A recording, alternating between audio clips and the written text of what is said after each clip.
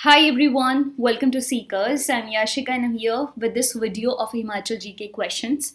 इस वीडियो में we'll try to cover most of the history questions. Previous paper के जितने भी हिस्ट्री के क्वेश्चंस रहेंगे वो हम करेंगे. रियासत वाइज हिस्ट्री हम नहीं करेंगे, यानी डिस्ट्रिक्ट वाइज हिस्ट्री हम इसमें नहीं करेंगे. ओवरऑल हिमाचल की हिस्ट्री, एंशियंट, मिडाइवल और मॉडर्न हिस्ट्री हम कवर करेंगे and parts of geography also I cover in this video. जो रेस्ट बच जाएगा वो पार्ट 2 में लेकर आएंगे.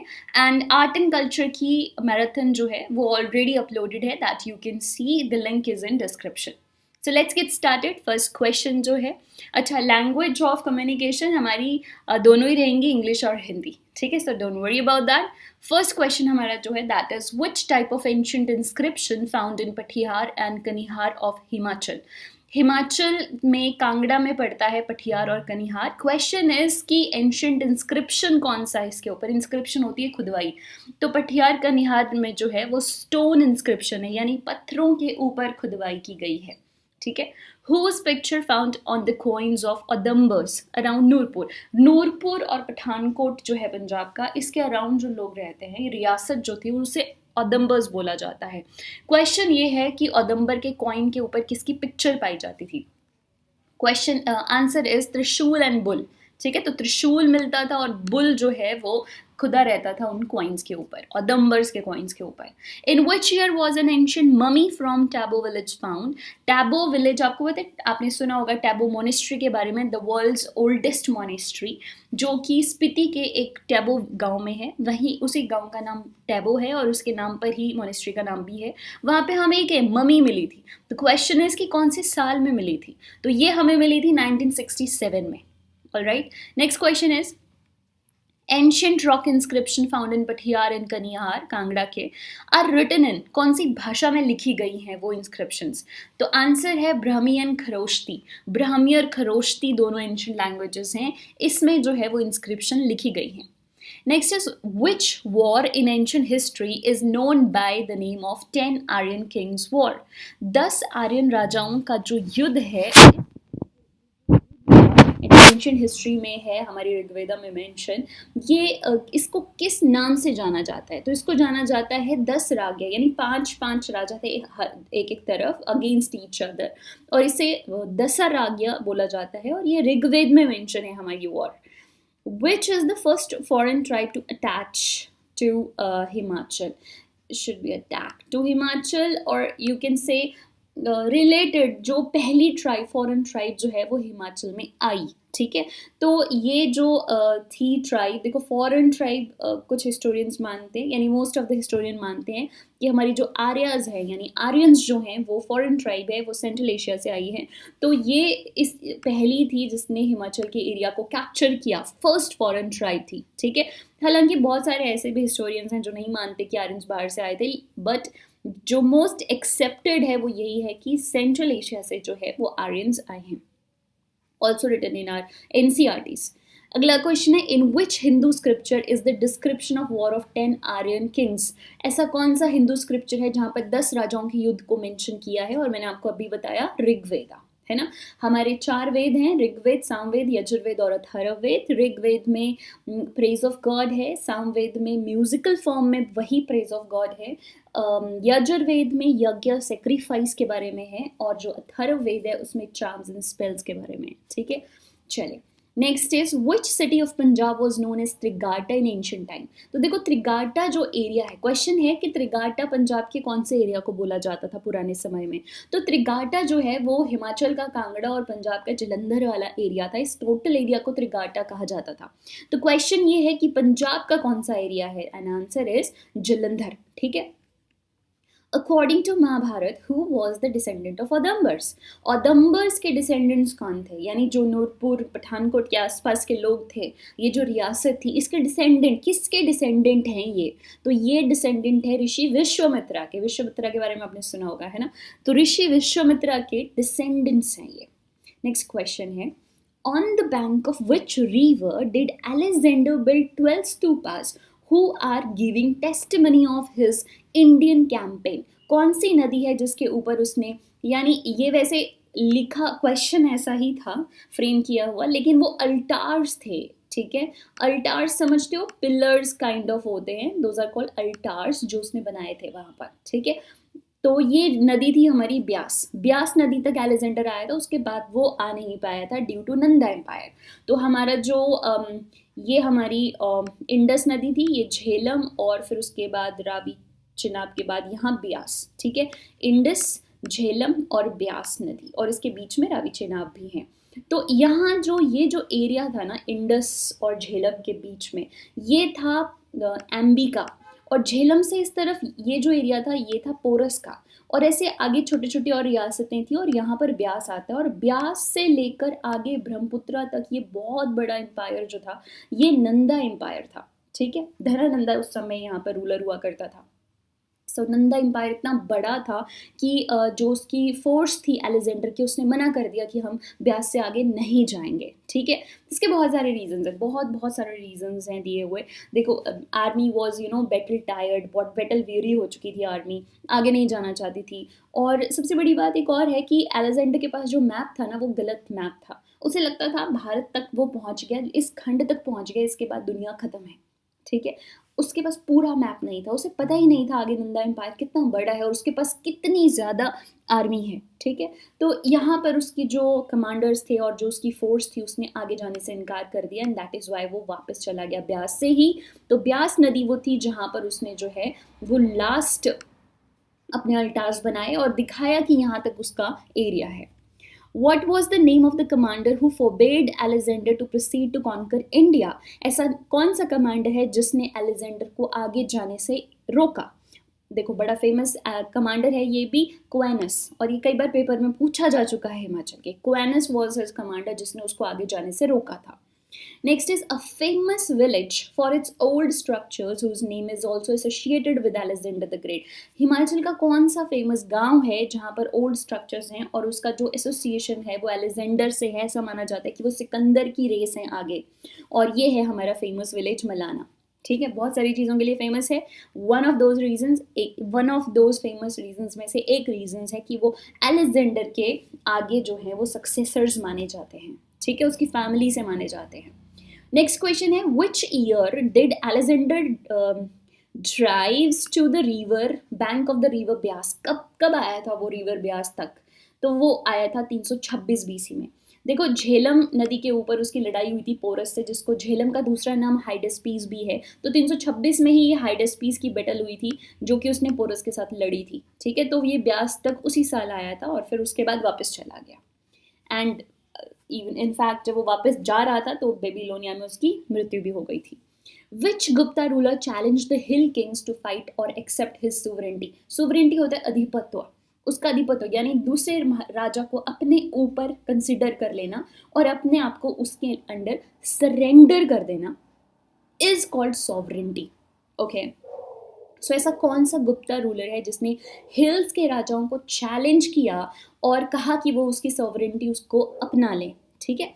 तो ये था समुद्रगुप्ता। गुप्ता एम्पायर के बारे में आपने सुना होगा। गुप्ता एम्पायर का जो फाउंडर था वो श्री गुप्ता था, और पहला जो उनका राजा था, मेन राजा था, वो चंद्रगुप्ता वन था, और चंद्रगुप्ता वन के बाद आता है Samudragupta. Samudragupta was one of the bravest king and the most popular king of Gupta empire, और इसे कहा जाता है नेपोलियन ऑफ इंडिया क्योंकि इसने अपनी जिंदगी में कोई भी युद्ध हारा नहीं था, ठीक है। तो ये भी याद रखना इसके बारे में। According to Chinese traveller Hiuen Tsang whose rule was in Kullu in 500 AD की बात हो रही है, ठीक है। देखो, चाइना से ट्रैवलर, दो ही ट्रैवलर चाइना के फेमस हैं भारत में, वन इज ह्यूनसैंग और दूसरा है जो इससे भी पहले आया था फाहियान, ठीक है। फाहियान एंड ह्यूनसैंग, ठीक है। तो ये जो दोनों हैं ये भारत आए और उन्होंने ट्रैवलॉग लिखा अपना, जो भी उन्होंने यहाँ देखा। तो जो फाहियान था ये गुप्ता एम्पायर के टाइम आया था, और जो ह्यूनसैंग था ये हर्षवर्धन के टाइम आया था। ह्यून सैंग ने कुल्लू के बारे में लिखा है कि वहाँ पर उस समय रूल था विहंग मणिपाल का। If you know detail history of Kullu तो आपको पता होगा विहंग मणिपाल फाउंडर था एक तरह से कुल्लू रियासत का, ठीक है। आगे चलते हैं। नेक्स्ट क्वेश्चन है, अकॉर्डिंग टू फरिश्ता, फरिश्ता एक हिस्टोरियन है, फारसी Persian historian, which king of Kannauj is said to defeat the king of Nagarkot? Nagarkot हो गया आपका कांगड़ा, और कन्नौज है आपका यूपी में आज। तो कौन सा कन्नौज का राजा था जिसने नगरकोट के राजा को हराया था फरिश्ता के अकॉर्डिंग? तो देखो ये था हर्षवर्धन। याद रखना हर्षवर्धन की दो कैपिटल्स थी, one was Thanesar which is in Haryana, और दूसरी उसकी कैपिटल थी कन्नौज, ठीक है, जो कि उसके बेसिकली उसके बहन और बहनोई का राज्य हुआ करता था, जो कि उसके अंडर आ गया, और कन्नौज उसकी मेन राजधानी बन गई थी बाद में। तो हर्षवर्धन वो किंग था जिसने नगरकोट को अपने अंडर लिया था, ठीक है जी। आगे चलते हैं। In his description who has described Trigarta as a state 267 miles long from east to west and 213 miles from north to south। यानी किसने त्रिगाटा को डिस्क्राइब किया कि ये 267 माइल में ईस्ट टू वेस्ट फैला हुआ है और 213 माइल्स में नॉर्थ टू साउथ फैला हुआ है? ये किया था ह्यूनसैंग ने, ठीक है। Hiuen Tsang the Chinese traveller who came to India during Harshavardhana time. Fine. Next, क्यों आता था ये India Chinese traveller? Specifically Buddhism की स्टडी करने के लिए, ठीक है। ओके, नेक्स्ट क्वेश्चन है, the fort of Kangra was captured and plundered by Mahmud Ghaznavi in year. Mahmud Ghaznavi ने कांगड़ा का फोर्ट कब कैप्चर किया था और प्लंडर किया था?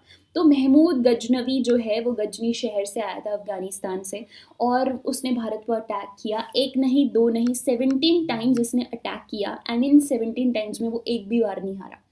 तो वो 1001 ईस्वी से लेकर एडी से लेकर 1026 के आसपास तक आता रहा 17 बार, और उनमें से कांगड़ा पे उसने जब अटैक किया था वो था 1009, ठीक है। 1009 एडी में उसने कांगड़ा के ऊपर अटैक किया था। और ऐसा माना जाता है कि महमूद गजनवी नाम के शेर के मुंह में खून लग गया जब उसने कांगड़ा के फोर्ट को, किले को लूटा, क्योंकि उसे एक किले में इतना कुछ धन दौलत हीरे जवाहरात मिले वहां से कि उसे लगा कि अगर एक किले में ये सब कुछ है तो कितने ऐसे किले हैं भारत में, कितनी ज़्यादा वहाँ पर धन दौलत होगी। इसी करके वो बार बार आता रहा। और हाँ, एक और क्वेश्चन भी है यहाँ पे कि महमूद गजनवी जब आया था तो उस समय कांगड़ा का जो राजा था वो फोर्ट में नहीं था, वो कहीं विजिट पे गया हुआ था और पीछे से उसने पूरे किले को लूटा, ठीक है। उस समय जगदीश चंद जो है वो कांगड़ा का राजा हुआ करता था, कटोच वंश का। आगे चलते हैं। Which temple was destroyed by Mahmud Ghaznavi in Kangra? Main Kangra city में जो टेम्पल है वो है ब्रजेश्वरी का, और ये टेम्पल महमूद गजनवी ने भी डिस्ट्रॉय किया है। आगे चलकर पढ़ोगे कि ये जहांगीर ने भी डिस्ट्रॉय किया था, ठीक है। Who was the king of Kangra at the time when Mahmud Ghaznavi attack there? वही क्वेश्चन आ गया दोबारा, जगदीश चंद कांगड़ा का राजा था जब महमूद गजनवी ने अटैक किया था कांगड़ा के ऊपर 1009 एडी में। Which Muslim invader attacked Kangra at the end of 14th century? मुस्लिम, देखो हर्षवर्धन का एम्पायर जैसे ही खत्म हुआ ना, दिल्ली जो है वो मुस्लिम के अंडर आ गई और दिल्ली में शुरू हो गया दिल्ली सल्तनत, यानी मुस्लिम्स का रूल पहली बार भारत में। तो उस समय एक डायनेस्टी हुआ करती थी, एक वंश हुआ करता था, तुगलक वंश, आपने सुना होगा, जिसमें मोहम्मद बिन तुगलक और फिरोज शाह तुगलक दो मेन राजा हुए हैं इस डायनेस्टी में, इस वंश में, और दोनों ने ही कांगड़ा के ऊपर अटैक किया है। लेकिन 1365 में जो अटैक हुआ है वो किया है फिरोज शाह तुगलक ने, और इससे पहले जो मोहम्मद बिन तुगलक था वो इससे पहले अटैक कर चुका था अप्रॉक्स 1335 के आसपास, ठीक है। दोनों ही क्वेश्चंस बहुत इंपॉर्टेंट है, मोहम्मद बिन तुगलक एंड फिरोज शाह तुगलक का अटैक ज़्यादा इंपॉर्टेंट है, इससे और भी क्वेश्चंस रिलेटेड है, आगे पढ़ेंगे। इसने ज्वालामुखी टेम्पल पे भी अटैक किया था कांगड़ा में। ईयर इज वेरी इंपॉर्टेंट, ठीक है, ध्यान रखना, साल का 1365।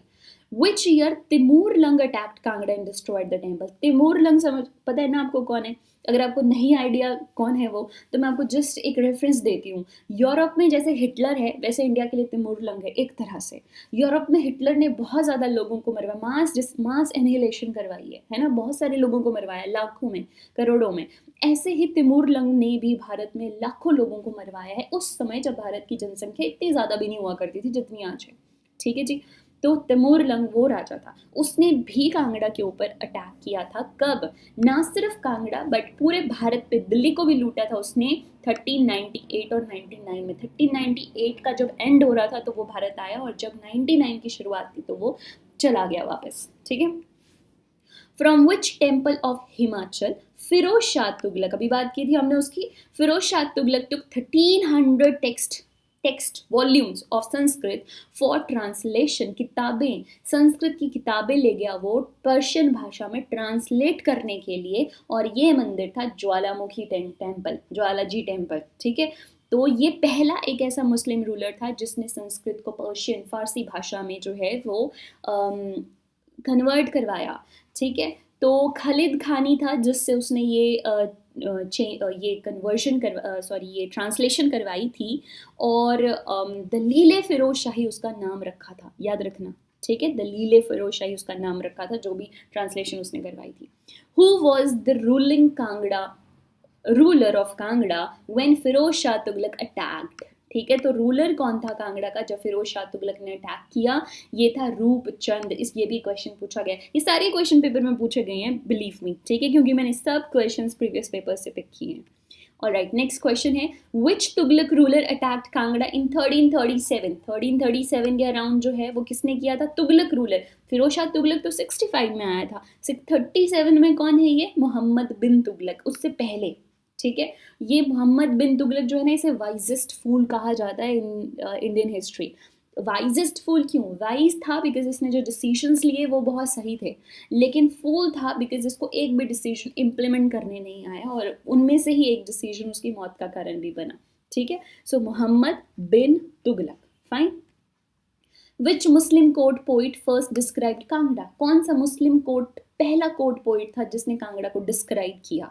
वो था उत्बी, बड़ा फेमस पोइट है ये, ठीक है, मोहम्मद गजनवी के टाइम का है। तारीख यामिनी इसने लिखी है गजनवी के बारे में, तारीख यामिनी याद रखना, ठीक।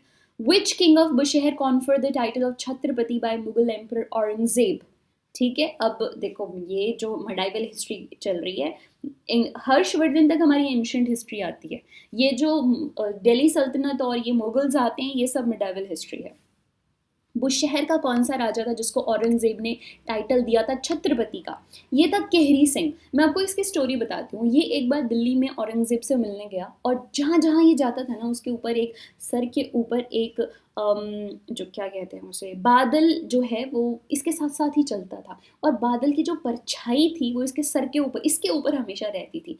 यानी जहाँ जहाँ जाता था इसको एक शेडो जो है वो फॉलो करती थी। जब इसको पूछा गया तो उसने कहा कि ये हमारी जो देवी है, ठीक है, भीमा काली का आशीर्वाद है, ठीक है, रामपुर में है ना, का आशीर्वाद है, जिसकी वजह से जो है वो ये जो गर्मी है इतनी दिल्ली में प्लेन में, तो ये उससे बचने के लिए जो है वो छतर है मेरे पास नेचुरली उनकी पावर से। तो छत्रपति का टाइटल भी उसे औरंगजेब ने दिया था, समझ रहे हो, याद रखना ये, ठीक है। हिमाचल में जो लेजेंड्स हैं, स्टोरीज हैं, जिनका सर हो ना पैर हो, चाहे जो मान्यताएं हैं, वो बहुत फेमस हैं, बहुत इंपॉर्टेंट हैं, और एग्जाम पॉइंट ऑफ व्यू से भी बहुत इंपॉर्टेंट है, ठीक है। चलिए, which Indian princely state never accepted the possession of Emperor Akbar, although his army occupied a considerable portion of it? Let me एक बार correct one of my sentences जो मैंने अभी कहा कि सर हो ना पैर हो उस लेजेंड का, से मतलब ये है कि लोगों की मान्यताएं हैं, वो सच आपको लगे या ना लगे, लेकिन वो हमारी हिमाचल की हिस्ट्री में इम्पॉर्टेंट है, बिकॉज आज भी लोगों की वो मान्यताएं हैं और वो आज भी फॉलो हो रही हैं। एंड बीइंग इन एडमिनिस्ट्रेशन, चाहे आप एडमिनिस्ट्रेशन में हो, चाहे आप लोअर क्लरिकल लेवल पे हो, आप लोगों से ही जाके डील करोगे, and you should know the traditions of Himachal if you are working there under Himachal government, ठीक है। ओके, नेक्स्ट क्वेश्चन हमारा था, which Indian princely state never accepted the possession of emperor Akbar although his army occupied a considerable portion of it? Akbar की आर्मी ने काफ़ी बड़ा portion जो है वो इसका ऑक्यूपाई किया था, इस रियासत का, लेकिन उसको पूरी तरह से कभी नहीं अपने अंडर ले पाया। ये कौन सी रियासत थी? ये थी कांगड़ा, ठीक है। कांगड़ा रियासत को वो कम्प्लीटली अपने अंडर कभी नहीं ले पाया अकबर। बार बार रिवोल्ट होते थे उसके टाइम पर कांगड़ा से, और उसने कई तरीके अपनाए थे इस रिवोल्ट को सप्रेस करने के। Which Mughal emperor build the mosque in 1620 inside the fort of Nagarkot? ऐसा कौन सा मुगल एम्परर है जिसने नगरकोट किले के अंदर मॉस्क यानी मस्जिद बनाई थी 1620 में? और 1620 के टाइम पर कौन सा मुगल शासक था? ये था जहांगीर, ठीक है, जिसने ब्रजेश्वरी का टेम्पल भी डिस्ट्रॉय किया था और मस्जिद वहां पे बनवाई थी, ठीक है। The first mountain chieftain who restored the dominion over Kangra his ancestral jurisdiction after the death of Aurangzeb and the disintegration of Mughal Empire. Question क्या है? क्वेश्चन ये है कि मुगल एम्पायर जब डिसइंटीग्रेट हो गया, बिखर गया औरंगजेब की मृत्यु के बाद, हालांकि देखो औरंगजेब लास्ट मुगल पावरफुल मुगल था, उसके बाद भी मुगल एम्पायर चला लेकिन इतना ज़्यादा पावरफुल नहीं था, ठीक है। तो जैसे औरंगजेब की मृत्यु हुई, अपने इंसेस्ट्रल जो ज्यूरिसडिक्शन थी वो कौन से माउंटेन के राजा ने जो है दोबारा से रिस्टोर की कांगड़ा की? तो ये था घमंड चंद। कौन था? घमंड चंद। संसार चंद 2 के बारे में सुना होगा, ये उसी का फादर था, फोर फादर मतलब, ठीक है। Next question is, apart from taking the annual gaze as an indicator of acceptance of suzerainty, what method did Akbar adopt to ensure obedience by hill princely states? मैंने आपको कहा ना, the question क्या है, पहले तो क्वेश्चन समझ लेते हैं कि अकबर ने जो है एनुअल कर या एनुअल कुछ कर ही कह लो, ठीक है, लेने की बजाय सुजरेंटी अपना लेते हैं और ये सब दे देते हैं। उसके अलावा अकबर ने और कौन सा मेथड अपनाया कि जो प्रिंसली हिली स्टेट्स हैं वो उसकी बात को माने, ओबीडियंस रखे, डिसिप्लिन में रहे, रिवोल्ट ना करे अकबर के खिलाफ। तो वो क्या करता था, ज़्यादातर वो जो राजा होता था उसका जो सन होगा या बड़ा क्लोज कोई रिलेटिव होगा, उसको वो अपने दरबार में हाउस अरेस्ट की तरह रखता था। और अगर उसकी रियासत से अटैक होता था तो या तो उसको मार दिया जाता था या उसको कंप्लीटली प्रिजन में डाल दिया जाता था, ठीक है। जस्ट एक डर रहता था राजा को कि उसका बेटा जो है वो अकबर के पास है, ठीक है, तो वो अटैक नहीं करता था। तो ये अकबर का एक तरीका था, right. So to keep the mortgage की तरह ना कहने की बजाय इसको हॉस्टेज बोला जाए तो ज़्यादा बढ़िया होगा, तो वो हॉस्टेज रखता था अपने कोर्ट में, स्पेशली द सन और रिलेटिव्स, ठीक है, राजा के। Ahmad Shah Abdali conferred the title of Maharaja of Kangra to whom? Ahmad Shah Abdali ने कांगड़ा का महाराजा का टाइटल किसको दिया था? तो देखो, अहमद शाह अब्दाली आया था जब ऑलमोस्ट मुगल्स खत्म होने वाले थे। अहमद शाह दुरानी, तीसरी पानीपत की लड़ाई से इसका संबंध है ना। तो ऑब्वियसली उसके टाइम पर कांगड़ा का राजा कौन था? घमंड चंद। मुगलों की जैसे ही डिसइंटीग्रेशन हुई, सबसे पहले किसने अपना राज्य वापस लिया? घमंड चंद ने, ठीक है। तो अहमद शाह अब्दाली ने महाराजा का टाइटल भी किसको दिया? घमंड चंद को। Fine, next is the ruler of hill states of Punjab who were hostages in the Mughal court are given the title of Mian by which Mughal ruler? ऐसा कौन सा मुगल शासक है जिसने मियाँ का टाइटल दिया? किसको? हिल स्टेट के जो राजा थे उनको, जो उसके पास बंदी थे। अब आपको अगर थोड़ा बहुत हिस्ट्री का और ज़्यादा पता है, पंजाब में गुरु थे जिनको बंदी छोड़ गुरु कहा जाता है, छठे गुरु, गुरु हरगोविंद जी। उनके साथ बहुत सारे हिल राजा भी मुगलों की प्रिजन में जो थे वो इन प्रिजन्स थे, ठीक है। अब ये कौन सा राजा था जिसने उनको और हिल स्टेट के राजाओं को बंदी बनाकर रखा था? ये था जहांगीर, ठीक है, जहांगीर, याद रखना, ठीक है। इसने मुगल गुरुओं को भी, यानी जहांगीर के टाइम पर जो है वो सिखों के साथ रिलेशन बहुत खराब हो गया था मुगल्स का, और हिल राजाओं को भी उसने बहुत ज़्यादा सताया था और प्रिजन में रखा था, ठीक है। Next question is, in 1588 and 89 which ruler of Kangra organized all the hill chiefs from Jammu to Kangra against Akbar? कौन सा राजा था ये जिसने अकबर के अगेंस्ट जो है वो सबको इकट्ठा किया? ये था विधि चंद। और विधि चंद के सन को ही जो है वो अकबर ने रखा था वहां पे अपने पास hostage. Which miracle forced Mughal Emperor Akbar to return the gold coin collected from Jamlu as royal revenue?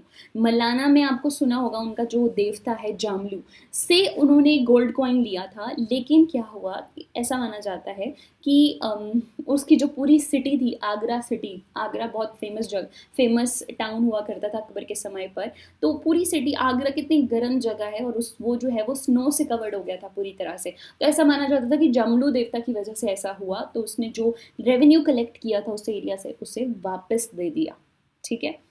Okay, which ruler of Hill princely state helped Jahangir to capture the fort of Kangra? कौन सी हिली princely state थी जिसने जहांगीर को मदद की कांगड़ा को capture करने में?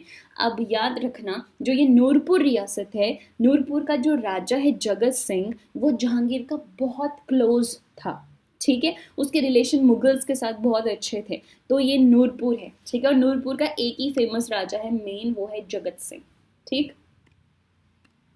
Wife of Dara Shikoh regarded the king of which state as a son. Dara Shikoh समझते हो कौन है? दारा शिको शाहजहां का बड़ा बेटा था जिसको वो राजा बनाना चाहता था, लेकिन औरंगजेब ने इसे मरवा दिया था और खुद गद्दी पे बैठ गया था। तो दारा शिको की वाइफ जो है वो किसको अपना बेटा मानती थी? नूरपुर के राजा को, जगत सिंह को। Okay okay, next is to whom did Mughal emperor Akbar confer Kangra as jagir. Kangra जागीर जो है मुगल एम्पायर अकबर ने किसको दी थी? बीरबल को। याद रखना, बीरबल को दी थी उसने कांगड़ा वाली जगह, ठीक है। बीरबल की मृत्यु भी बड़े अलग तरीके से हुई है, शुड नो दैट। चलो वो किसी और दिन हम डिस्कस करेंगे। After the fall of Mughal empire whose occupancy was established on hill states। Mughal empire के बाद किसकी ऑक्यूपेंसी हो गई थी? अहमद शाह दुरानी की। अभी तो आया अहमद शाह दुरानी। और अहमद शाह दुरानी की किसके साथ बन रही थी? खासकर कांगड़ा में किसके साथ? घमंड चंद के साथ, ठीक है, जो कांगड़ा का रूलर था उस समय।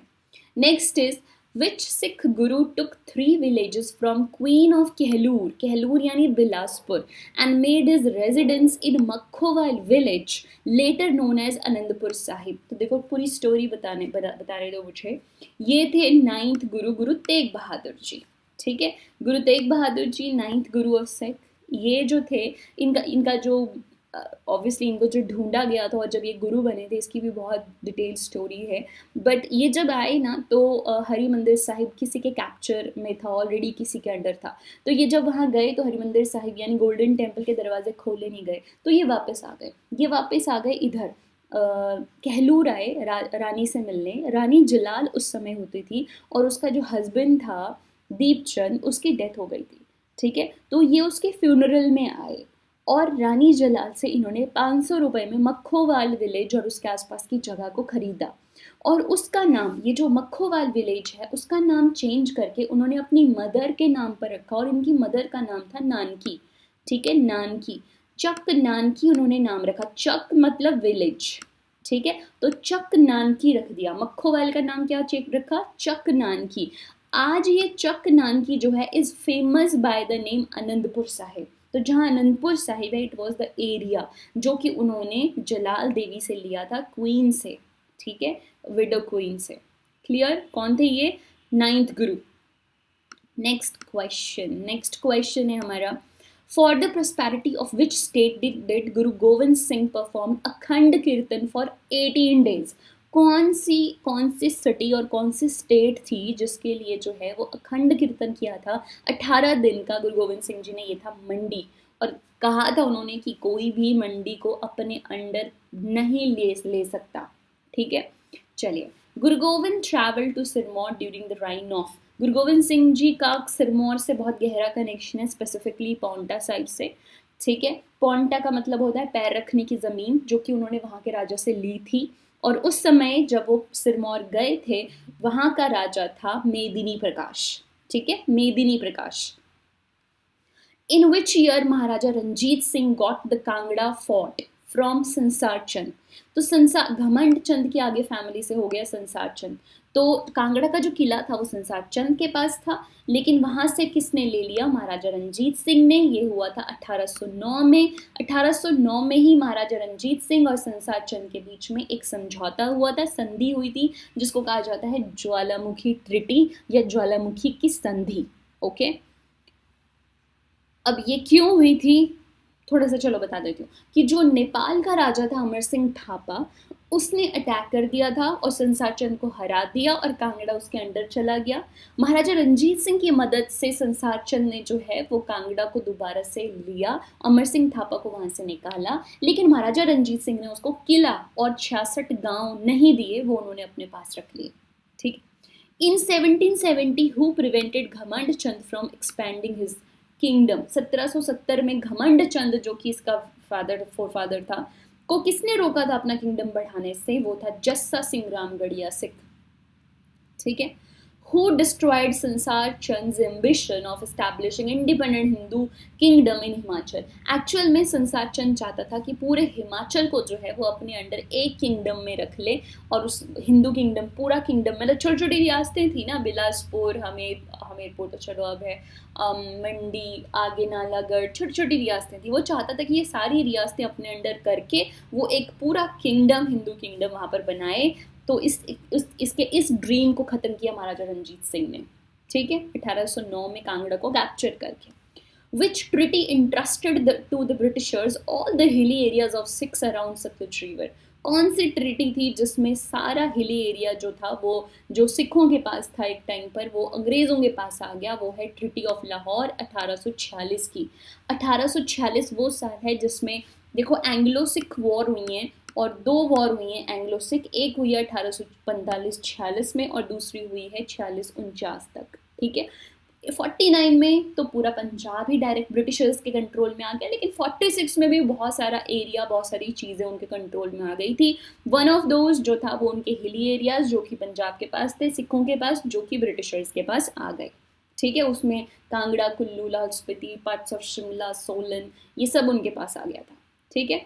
On which Vikram Samvat is a calendar, right. Vikram Samvat, जो कि विक्रम संवत आपको पता होगा है ना, शुरू किया था विक्रम संवत कैलेंडर शुरू किया था कुशना ने, ठीक है, कुशना डायनेस्टी में कनिष्क ने, fine. Date Maharaja Ranjit Singh and Sansar Chand signed a treaty to give Kangra fort to Sikh. अब देखो वैसे तो 1809 था, लेकिन क्योंकि विक्रम संवत की डेट पूछी है तो ये है 1866, ठीक है, 1866। 1809 तो इंग्लिश कैलेंडर के हिसाब से हुआ, तो 5 श्रावण को, श्रावण मास की 5 तारीख विक्रम संवती जो साल था वो था 1866, ठीक है। Who led Sikh army against Suket and Mandi in 1840? Sikh army को सुकेत और मंडी रियासत के अगेंस्ट किसने लीड किया था? वो था जनरल वेंचुरा, ठीक है। ये उस टाइम पर उन्होंने हिली एरियाज को कैप्चर किया था। Question, first Sikh to invade Kangra, कौन सा सिख था जिसने सबसे पहले कांगड़ा को इन्वेड किया था? वो था जस्सा सिंह रामगढ़िया। इन विच ईयर जय Singh Kanhaiya defeated Jassa Singh Ramgarhia and captured Kangra? पहले जस्सा सिंह रामगढ़िया के पास था, बाद में जय सिंह कन्हैया के पास आ गया था 1775 में, ठीक है। Which demand led the Britishers, which demand led to the bitterness in relationship between Anirudh Chand and Maharaja Ranjit Singh? तो मैं बता दूं अनिरुद्ध चंद कौन है। अनिरुद्ध चंद संसार चंद का बेटा था। संसार चंद की मृत्यु 1820s में हुई थी, ठीक है। और उसके बाद महाराजा रंजीत सिंह का, और उसके बाद जो कांगड़ा वाला एरिया था वो अनिरुद्ध चंद के पास आ गया, उसके बेटे के पास। और महाराजा रंजीत सिंह के साथ उनके रिलेशन अच्छे थे पहले से ही, क्योंकि उन्होंने उसके फादर की हेल्प की थी। तो अनिरुद्ध चंद के साथ उनके रिलेशन खराब हुए क्योंकि महाराजा रंजीत सिंह ने अनिरुद्ध चंद की बहन का हाथ मांगा था शादी के लिए, वो भी किसके लिए? डोगरा, जो जम्मू का राजा था, उसके बेटे के लिए। अनिरुद्ध चंद वहाँ उसकी शादी नहीं करना चाहता था, and this became the reason of bitterness between the two, ठीक है। So Anirudh Chand's sisters marriage to Dhyan सिंह's son. Dhyan Singh was the king of Jammu at that time. Fine. Next is, why did Sansar Chand give Kangra fort to Maharaja Ranjit Singh? Sansar Chand ने क्यों दिया कांगड़ा का fort महाराजा रंजीत सिंह को? क्योंकि अमर सिंह थापा को हराना था, for helping him against Gorkhas. Gorkhas ने कांगड़ा को कैप्चर कर रखा था, उसको हेल्प करने के लिए महाराजा रंजीत सिंह ने उसकी हेल्प की, और बदले में उन्होंने कांगड़ा का किला और 66 गांव जो हैं वो ले लिए संसार चंद से। After defeating Gorkhas, who was the first Nizam और गवर्नर? निज़ाम गवर्नर होता है of Kangra fort, appointed by Maharaja Ranjit Singh. बड़ा इंपॉर्टेंट क्वेश्चन है, कई बार पूछा गया है कि पहला गवर्नर कौन था महाराजा रंजीत सिंह ने जिसको अपॉइंट किया था कांगड़ा के किला का? ये था देसा Singh Majithia. Fine, okay. Which year संसार चंद डाइड? 1820s बोला था मैंने, तो 24 में मरा था ये, ठीक है। तो 1824 he died. Fine, okay. Who led Gorkha army in 1805 who attacked Kangra? Gorkha का कौन था लीडर? अमर सिंह थापा, कौन था? Amar Singh Thapa was a very powerful king, जिसके टाइम पर नेपाल से लेकर हिमाचल तक ये सब एरिया जो था, गढ़वाल का, हिमाचल का, सब जो नेपाल इतना बड़ा फैल चुका था उसके टाइम पर. In which year Treaty of Sugauli signed between Gorkha and Britishers? Britishers ने गोरखाओं को हिमाचल से खदेड़ा बाहर, यानी हिमाचल, गढ़वाल पूरे रीजन से 1805 में स्पेसिफिकली. और सुगौली में जो है इनकी एक ट्रिटी हुई, ये हुई थी 1815 में. 15 में ट्रिटी हो गई थी, 16 में जो है वो इम्प्लीमेंट की गई थी, याद रखना. पर ज़्यादातर आपको 15 आएगा. 1815 आए कब थे ये? 1805 में. ठीक है, अप्रॉक्स 10 साल तक इन्होंने रूल किया. 15 में इनको ब्रिटिशर्स ने खदेड़ा यहाँ से. ठीक है, एंग्लो नेपाल वॉर में.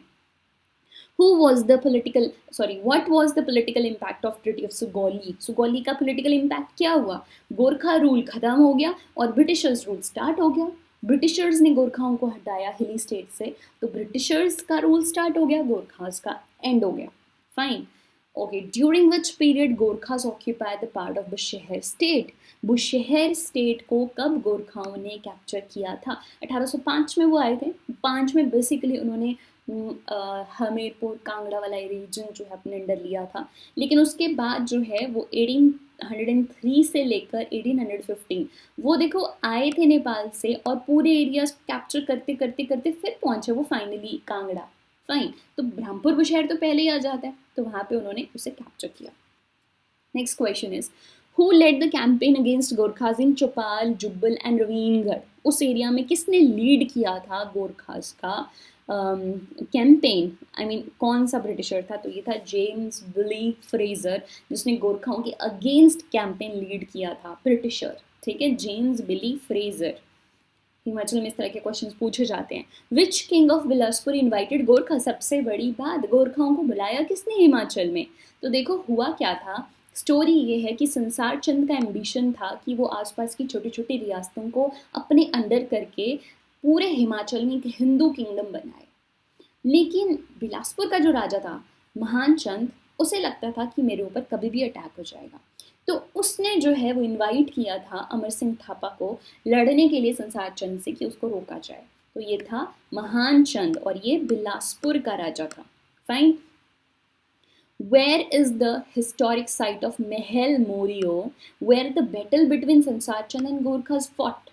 जब अमर सिंह थापा यानी गोरखास आए तो संसार चंद के साथ उनकी बैटल हुई. ये जो फेमस बैटल है ये महल मोरियो नाम की जगह पर हुई. ये महल मोरियो आज कहाँ पर है? It is in Hamirpur. ठीक है, आज हमीरपुर में है, बट अर्लियर, बिकॉज हमीरपुर तो बहुत रिसेंट बना है, it was all Kangra earlier. ठीक है, अभी आज का करंट टाइम पूछे तो हमीरपुर में है. Which country of Kangra, I mean रियासत की बात हो रही है, तो छोटी छोटी रियासतें अपने आप में एक कंट्री थी. Kangra group of states stood up in the nuisance against the British in the year 1848. ये थी नूरपुर. नूरपुर जो था ये मुगल्स के बहुत क्लोज था, तो ब्रिटिशर्स के अगेंस्ट खड़ा हुआ. ठीक है. Where are the graves of British who died in Anglo-Gorkha War in 1814-15? 1814-15 में जो एंग्लो गोरखा वॉर हुई थी या एंग्लो नेपालीज वॉर हुई थी, उसमें जो ब्रिटिशर्स मारे गए उनकी ग्रेव्स कहाँ पर हैं? हिमाचल में, लोहार वैली में. ठीक है. Next is in which year the sovereignty of the area between Byas and Satluj came under the British government. In which year sovereignty of area between Byas and Satluj? Beas और सतलुज के बीच का एरिया ब्रिटिशर्स के पास कब आया? 1846 में, first Anglo Sikh war के बाद. What action was taken by the British government through the Shimla declaration? बहुत फेमस है ये शिमला डिक्लेरेशन. इसमें डिक्लेयर की थी वॉर अगेंस्ट अफगानिस्तान. ओके, बहुत डिफरेंट तरह की वॉर्स हुई हैं उनके साथ. Okay, next is viceroy had supported the selection of Shimla as the summer capital of British India. कौन सा वाइसरॉय था जिसने समर कैपिटल बनाने में का सपोर्ट किया था शिमला को, और कहा था कि it is the only place in India where a viceroy could keep himself free from all the friction. ठीक है, ये था lord Curzon.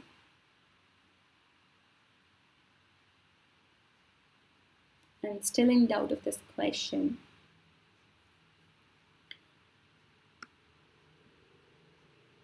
Because in Shimla was 1863 में बन चुका था और तब लॉर्ड एमरेस्ट थे, और लॉर्ड कर्जन जो है वो 1900 के आसपास वाइसरॉय बने हैं, और उससे पहले ही शिमला समर कैपिटल बन चुकी थी। तो हो सकता है ये क्वेश्चन में मुझे कुछ डाउट हैं, so just keep this question aside, I will post the answer about it, the correct answer about it. ठीक है, चलिए। Next question is, being overwhelmed by Naldehra's natural beauty, a British viceroy named his daughter there only, वो थे Lord Curzon. Naldehra की beauty को से देखकर उन्होंने अपनी डॉटर का नाम रखा था लॉर्ड कर्जन ने।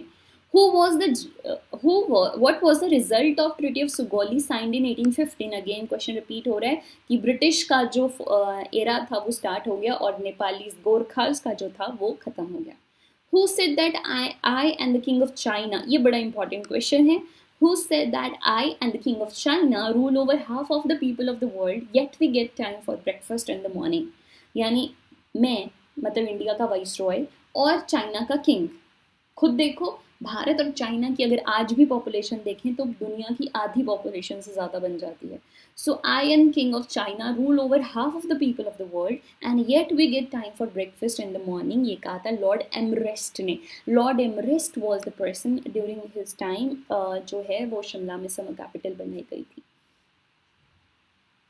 Next question is, When did European traveler Moorcraft visit Himachal? ये मूरक्राफ्ट जो है ना, ये स्पेसिफिकली ब्रिटिश एनवॉय था जिसने जो अलग अलग एरियाज में गया एंड उसने स्टडी की थी एरिया वाइज। फाइन, ये सभी जगह पर हिमाचल में 1820 गया है। सो कभी भी this is nothing, just a typo. तो हिमाचल में आपको कभी भी क्वेश्चन आएगा ना, मूरक्राफ्ट ने कांगड़ा का विजिट किया, कुल्लू का विजिट किया, सुखेत का विजिट किया, या मंडी का विजिट किया, या कोई भी कांगड़ा का विजिट किया, जस्ट आंखें बंद करके 1820 डाल देना। ठीक है, 1820 में इसने पूरा हिमाचल कवर किया था। Where was Ram Singh, the deputy vizier of Nurpur, deported, who caused the British killing in Second Anglo-Sikh War? जिसकी वजह से सेकेंड एंग्लो सिख वॉर में ब्रिटिशर्स मारे गए थे, उसको डिपोर्ट किया था सिंगापुर। ठीक है, राम सिंह को, वजीर ऑफ नूरपुर। मैंने कहा था ना आपको, वजीर ऑफ जो नूरपुर का राजा था वो अगेंस्ट था ब्रिटिशर्स के, तो बस उसका वजीर भी अगेंस्ट था ऑब्वियसली उसके साथ में, तो उसको सिंगापुर डिपोर्ट कर दिया था। According to the sanad given to the king of Sirmaur in 1815, which area was returned to him? ठीक है, 1815 में सिरमौर के राजा को कौन सा एरिया वापस किया गया? कियारदा दून। देखो ये क्या चल रहा है सिरमौर का, ये क्या रेफरेंस है? तो सिरमौर का जो पूरा हिस्सा था ना वो गोरखाओं के पास था। जब गोरखास को खदेड़ दिया अंग्रेजों ने तो पूरा सिरमौर उनके पास आ गया, लेकिन जो उसका जो राजा था पहले सिरमौर का, वो वहाँ से भाग के कहीं छुपा हुआ था। जब ब्रिटिशर्स के पास वो एरिया आया तो उन्होंने उसको कियारदा दून वाला एरिया दिया था, पूरा सिरमौर वापस रिटर्न नहीं किया था। ठीक है, next question, what is begar? बेगार प्रथा क्या थी? Get people to work without wages, बिना काम बिना पैसों के, बिना वेजेस के लोगों से काम करवाना वो बेगार प्रथा। ठीक है, जो कि चलती थी हिमाचल में काफ़ी। व्हाट इज बेट? राजा ऐसा करवाते थे। What is beth? Service instead for land. हाँ, Who raised the voice first against the begar system in Shimla? Shimla में ये जो बेगार प्रथा है, बेगर नहीं है ये, हाँ, दिस इज बेगार प्रथा, हिंदी का वर्ड है बेगार। सो बेगार होती है ना, बेगार, फाइन। सो कुछ भी मतलब ऐसे ही किया काम, उसका कुछ मिला नहीं उनको फ़ायदा। तो ये किसने इसके अगेंस्ट जो है वो इस उठाई थी शिमला में? सबसे पहले वो थे सैमुअल इवन स्टोक्स, सुना होगा आपने, आगे विद्या स्टोक्स के बारे में ज़्यादा सुना होगा शायद, है ना। चलिए, next is, in which state of Himachal, यानी रियासत हिमाचल की, in 1939 did the demand for the abolition of begar system started? Begar system की डिमांड कहाँ से उठी थी कि इसको ख़त्म किया जाए? धामी स्टेट से। धामी गोली कांड भी सुना होगा आपने, कांड हुआ था बहुत बड़ा वहाँ पे। With whose support and encouragement did the people of Suket rebel against the British in the year 1929, refusing to do बेगार? Britishers के अगेंस्ट जो है वो रिवोल्ट किया कि हमने बेगार नहीं करना है। ठीक है, किसकी सपोर्ट से? Revolutionaries of Ghadar party. Ghadar party तो सुना होगा आपने, है ना, 1913 में और 14 में जो है वो फेमस हुई थी ये गदर पार्टी। इसके जो मेन फाउंडर थे ये पंजाब से उठी हुई थी, और इसके जो मेन फाउंडर थे वो पंजाबी लोग थे जो यूएस और कनाडा में रह रहे थे। इसका जो गदर पार्टी का जो हेड क्वार्टर है था वो सैन फ्रांसिस्को में था, और इसके जो फाउंडिंग मेंबर्स थे वो थे जैसे कि लाला हरदयाल, सोहन सिंह भकना, करतार सिंह सराबा, ये कुछ फाउंडिंग मेंबर्स थे गदर पार्टी के। तो गदर पार्टी के ही सपोर्ट में जो है वो सुकेत में ये अगेंस्ट रिबेल हुआ था अंग्रेजों के खिलाफ। Which year was the practice of wreath marriage in Bushehr state ended? It ended in 1925. ठीक, there are so many types of marriages in Himachal, बहुत different तरह की.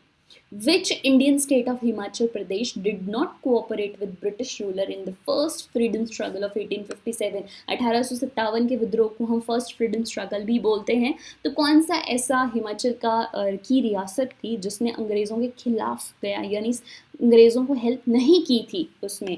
वो थी Rampur Bushahr. Shamsher was the king जो अगेंस्ट था ब्रिटिशर्स के। Who was the king of Kahlur during revolution of 1857? 1857 के विद्रोह के टाइम कहलूर यानी बिलासपुर का राजा कौन था? हीरा चंद। Where did the revolution of 1857 begin in Himachal? Himachal में शुरुआत कहाँ से हुई थी इसकी? कसौली मिलिट्री कैंप से। ये मिलिट्री कैंप से क्यों? आपको पता होगा सिपाही म्यूटनी के बारे में, मंगल पांडे के बारे में। तो प्लान ये था कि जो सिपाही थे उन्होंने सबसे पहले रिवोल्ट किया था, और कारतूस और समुद्र को लांघना ये कुछ रीजंस थे उनके। ठीक है, कारतूस को माना जाता था कि उसमें पिग फैट और काउ फैट लगा हुआ है, जिसकी वजह से उन्होंने कारतूस यूज़ करने से मना किया कर दिया था, और मंगल पांडे ने रिवोल्ट शुरू किया और धीरे धीरे सिपाही म्यूटनी हुई मेरठ से दिल्ली एंड और भी बहुत सारी जगह। तो हिमाचल में कहाँ से स्टार्ट हुई? कसौली मिलिट्री कैंप से। Next is which patriotic leader of Kullu revolted against the British in 1857, after which he was hanged along with his advisor Veer Singh. अंग्रेजों के खिलाफ गया था और उसे हैंग कर दिया वीर सिंह के साथ, वो था प्रताप सिंह कुल्लू का। In Himachal, which camps were protected during uprising of 1857? अंग्रेजों ने कौन कौन से कैंप्स को प्रोटेक्ट किया था? डगशाई, सुबाथू और कसौली के कैंप्स को प्रोटेक्ट किया था। ठीक है। Who led the Jutogh revolution in 1857? देखो अब हम मॉडर्न हिस्ट्री की तरफ आ गए हैं जहाँ पर हम ब्रिटिशर्स के साथ रिवोल्ट की बात कर रहे हैं। सबसे पहले हमने हर्षवर्धन तक यानी Alexander, Gupta empire and Harshvardhan, Chinese traveller, ये सब एंशियंट हिस्ट्री थी जो कि हमने हिमाचल के रेफरेंस में देखी। फिर दिल्ली सल्तनत, तुगलक डायनेस्टी हमने पढ़ी और मुगल्स हमने पढ़े। ये सब जो था वो मिडाइवल हिस्ट्री थी। अभी हम ब्रिटिश रिवोल्ट के बारे में पढ़ रहे हैं, ये सब यहाँ से मॉडर्न हिस्ट्री है। ठीक है, तो जुतोग रेवोल्यूशन जो है वो भीम सिंह ने स्टार्ट किया था, लीड किया था। नेक्स्ट क्वेश्चन हमारा है the only hill rulers who did not give military and financial support to Britishers 1857 में, वो था बुशहर का। बुलंदशहर नहीं है, दिस इज बुशहर। तो ये टाइपिंग मिस्टेक्स हैं। ठीक है। Who was the ruler of Bushahr state during the revolution? वो था राजा शमशेर सिंह। ठीक है। 1857 में Shimla as deputy commissioner in 1857 as deputy commissioner and wanted to take. कौन था शिमला का deputy commissioner? Who was the deputy commissioner of Shimla who wanted to take action against Bushahr का राजा, बट उसको रोक दिया गया था। ऐसा कौन सा डिप्टी कमिश्नर था शिमला का जो कि बुशहर के राजा के अगेंस्ट एक्शन लेना चाहता था, क्योंकि 1857 में उसने अंग्रेज़ों का साथ नहीं दिया लेकिन उसे रोक दिया था। उसका रीज़न क्या था? उसका रीज़न था क्योंकि उस समय हिंदुस्तान तिब्बत रोड बन रहा था, इंडो तिब्बत रोड बन रहा था, और वो ऑब्वियस है कि वो रामपुर से होके जाना था। और इस रोड को बनने में देखो इसमें चाइना का बहुत बड़ा फ़ायदा था, स्पेसिफिकली चाय इंपोर्ट करने के लिए और भी बहुत सारे रीजंस के लिए। ठीक है, तो ब्रिटिशर्स का बहुत फ़ायदा था इसमें, इसलिए अंग्रेज़ चाहते थे कि इस रोड को बनने में कोई रुकावट ना आए, इसलिए उसको इतना कोई पनिश नहीं किया गया, हालांकि कुछ एक्शंस लिए गए थे उसके against. Next is in 1848 who suppressed the rebellion of Wazir of Nurpur and then Pramod Chand and Jaswant? ठीक है, किसने जो था सप्रेस किया था वजीर ऑफ नूरपुर का रिबेलियन? वो था मिस्टर लॉरेंस। ठीक है, लॉरेंस ने सप्रेस किया था और उसको हैंग कर दिया गया था बाद में। How did the attention of Mahatma Gandhi and Jawaharlal Nehru get attracted towards Himachal in 44? क्यों हुआ था? Plans to create union by native princely states. Native princely states क्या चाहती थी? बिलासपुर, कांगड़ा, सिरमौर, छोटी छोटी जो रियासतें थी, उनके जो प्रिंसली स्टेट के राजा थे वो एक यूनियन बनाना चाहते थे, ताकि जहाँ पर भी रिवोल्ट हो वो उसे दबा सकें। क्यों? क्योंकि वो इंडियन यूनियन में नहीं मिलना चाहते थे, वो इंडिपेंडेंट रहना चाहते थे। ठीक है। Who was elected as the president of Himalayan hill state region. अब देखो यहाँ हो क्या रहा है, बेसिकली मॉडर्न हिस्ट्री में हो क्या रहा है कि अंग्रेज जो हैं वो भारत से जाने वाले हैं। ठीक है। और यहाँ पर चल रहा है कि कौन भारत में मिलेगा। ठीक है। तो भारत में मिलेगा। 1946 में कैबिनेट मिशन आया था, जिसके अकॉर्डिंग उसने कहा था कि भारत का कॉन्स्टिट्यूशन बनेगा। अगर भारत का कॉन्स्टिट्यूशन बनेगा तो एज अ देश का कॉन्स्टिट्यूशन बनेगा, लेकिन देश का कॉन्स्टिट्यूशन बनेगा तो जो रियासतें हैं वो तो ख़त्म हो जाएंगी। तो जो रियासतों के राजा थे, जिनके पास खुद के पास पावर की, वो अपनी पावर लूज़ नहीं करना चाहते थे। तो वो नहीं चाहते थे भारत के कॉन्स्टिट्यूशन का हिस्सा बनना, या भारत का हिस्सा बनना, भारत एज अ यूनियन का हिस्सा नहीं बनना चाहते थे। तो इसलिए जो थे वो इसके अगेंस्ट थे। और जो लोकल लोग थे वहाँ पर, या जो फ्रीडम फाइटर्स थे उस समय तक, जो कि काफ़ी अवेयर हो चुके थे 46-47 तक, वो चाहते थे कि हम यूनियन में मिलें और हमारा कॉन्स्टिट्यूशन बने और फिर हमें फ्रीडम मिले एक तरह से। ठीक है। तो लोकल जो लोग थे उन्होंने काफ़ी रिवोल्ट किए अपने प्रिंसली स्टेट्स के खिलाफ। I hope it's clear. तो उसी के रिगार्डिंग ये क्वेश्चन है। Fine. So, who was elected as the president of Himalayan Hill State Regional Council Conference in 46? ये थे Y.S. परमार। तो ये काउंसिल बनाई गई थी और ये काउंसिल इसी तरह के बहुत सारे डिसीजंस लेगी कि कौन से एरिया के कौन से क्या क्या वर्क जो है या कौन कौन से रिवोल्ट जो हैं वो हमने लड़नी है समाज के लिए। Okay, next one is When did Dhami bullet scandal happen? ये हुआ था 1939 में, 16 जुलाई को। ठीक है। In which Indian state of Himachal did the Panjota movement against the decision to help British in World War II started? देखो, World War II start हुई थी 1939 में और ये चली थी 45 तक। ठीक है। अब क्या था कि कुछ ऑब्वियस है कि कुछ जो राजा महाराजा थे वो ब्रिटिशर्स के बहुत क्लोज थे। तो Britishers were in war, world war 2 में हिटलर के अगेंस्ट, तो वो उनको मदद भेज रहे थे और लोकल लोग नहीं चाहते थे कि उनको मदद जाए। तो इसलिए बहुत सारे मूवमेंट हुए। स्पेसिफिकली जो बड़ा फेमस हुआ वो था हिमाचल में पंजोटा मूवमेंट। ये सिरमौर से शुरू हुआ था और ये इसीलिए शुरू हुआ था ताकि ब्रिटिशर्स की हेल्प ना की जाए वर्ल्ड वॉर 2 में। ठीक है। तो कहाँ से शुरू हुआ? सिरमौर स्टेट से पंजोटा मूवमेंट। ठीक है, या पंजोटा भी लिखा होता है हिंदी में। Between 1939 to 45, which states people had formed an independent government opposing the war efforts of British? Sirmaur में ही पंजोटा मूवमेंट हुआ था, war efforts against the war efforts of Britishers, है ना। Between 1914 and 15, why Mia Jawahar Singh of Mandi was sentenced to imprisonment by the rulers of princely state? क्यों उसको जो है imprisonment में डाला गया था मियाँ जवाहर सिंह को 1914-15 में? क्योंकि वो गदर पार्टी से जुड़ा हुआ था। ठीक है। उसने मंडी में बेसिकली गदर पार्टी को चलाया था। Why was Pajhota movement in Sirmaur started? क्यों हुई थी? वर्ल्ड वॉर के अगेंस्ट। अंग्रेजों को मदद नहीं जानी चाहिए। In opposing the sorry just ignore the outside voices. ठीक। In opposing the assistance to English and the collection of heavy taxes from the public. अंग्रेज़ों की असिस्टेंस नहीं होनी चाहिए वर्ल्ड वॉर 2 में, और हैवी टैक्सेस उस समय कलेक्ट किए जा रहे थे और वो टैक्सेस का पैसा अंग्रेज़ों को दिया जा रहा था वर्ल्ड वॉर के time. What was the purpose of स्वाधीन कहलूर दल? स्वाधीन कहलूर का दल का जो पर्पस था, that was the separation of the independence movement. This was the party of the king built to maintain its independence existence. मैंने कहा ना आपको कि जो राजा थे वो लोगों को दबाना चाहते थे ताकि वो अपनी इंडिपेंडेंस को बनाए रखें। तो स्वाधीन मतलब इंडिपेंडेंट, कहलूर दल मतलब कहलूर यानी बिलासपुर जो है वो आज़ाद रहेगा, वो भारत यूनियन का हिस्सा नहीं बनेगा, भारत देश का हिस्सा नहीं बनेगा, इसलिए इसको बनाया था वहाँ के राजा ने। Next question is, which leader of Himachal was expelled from the state of Sirmaur in suspicion of not being a loyalist? ये थे Y.S. परमार, जिनको एक्सपेल कर दिया गया था कि आप लॉयल नहीं हो।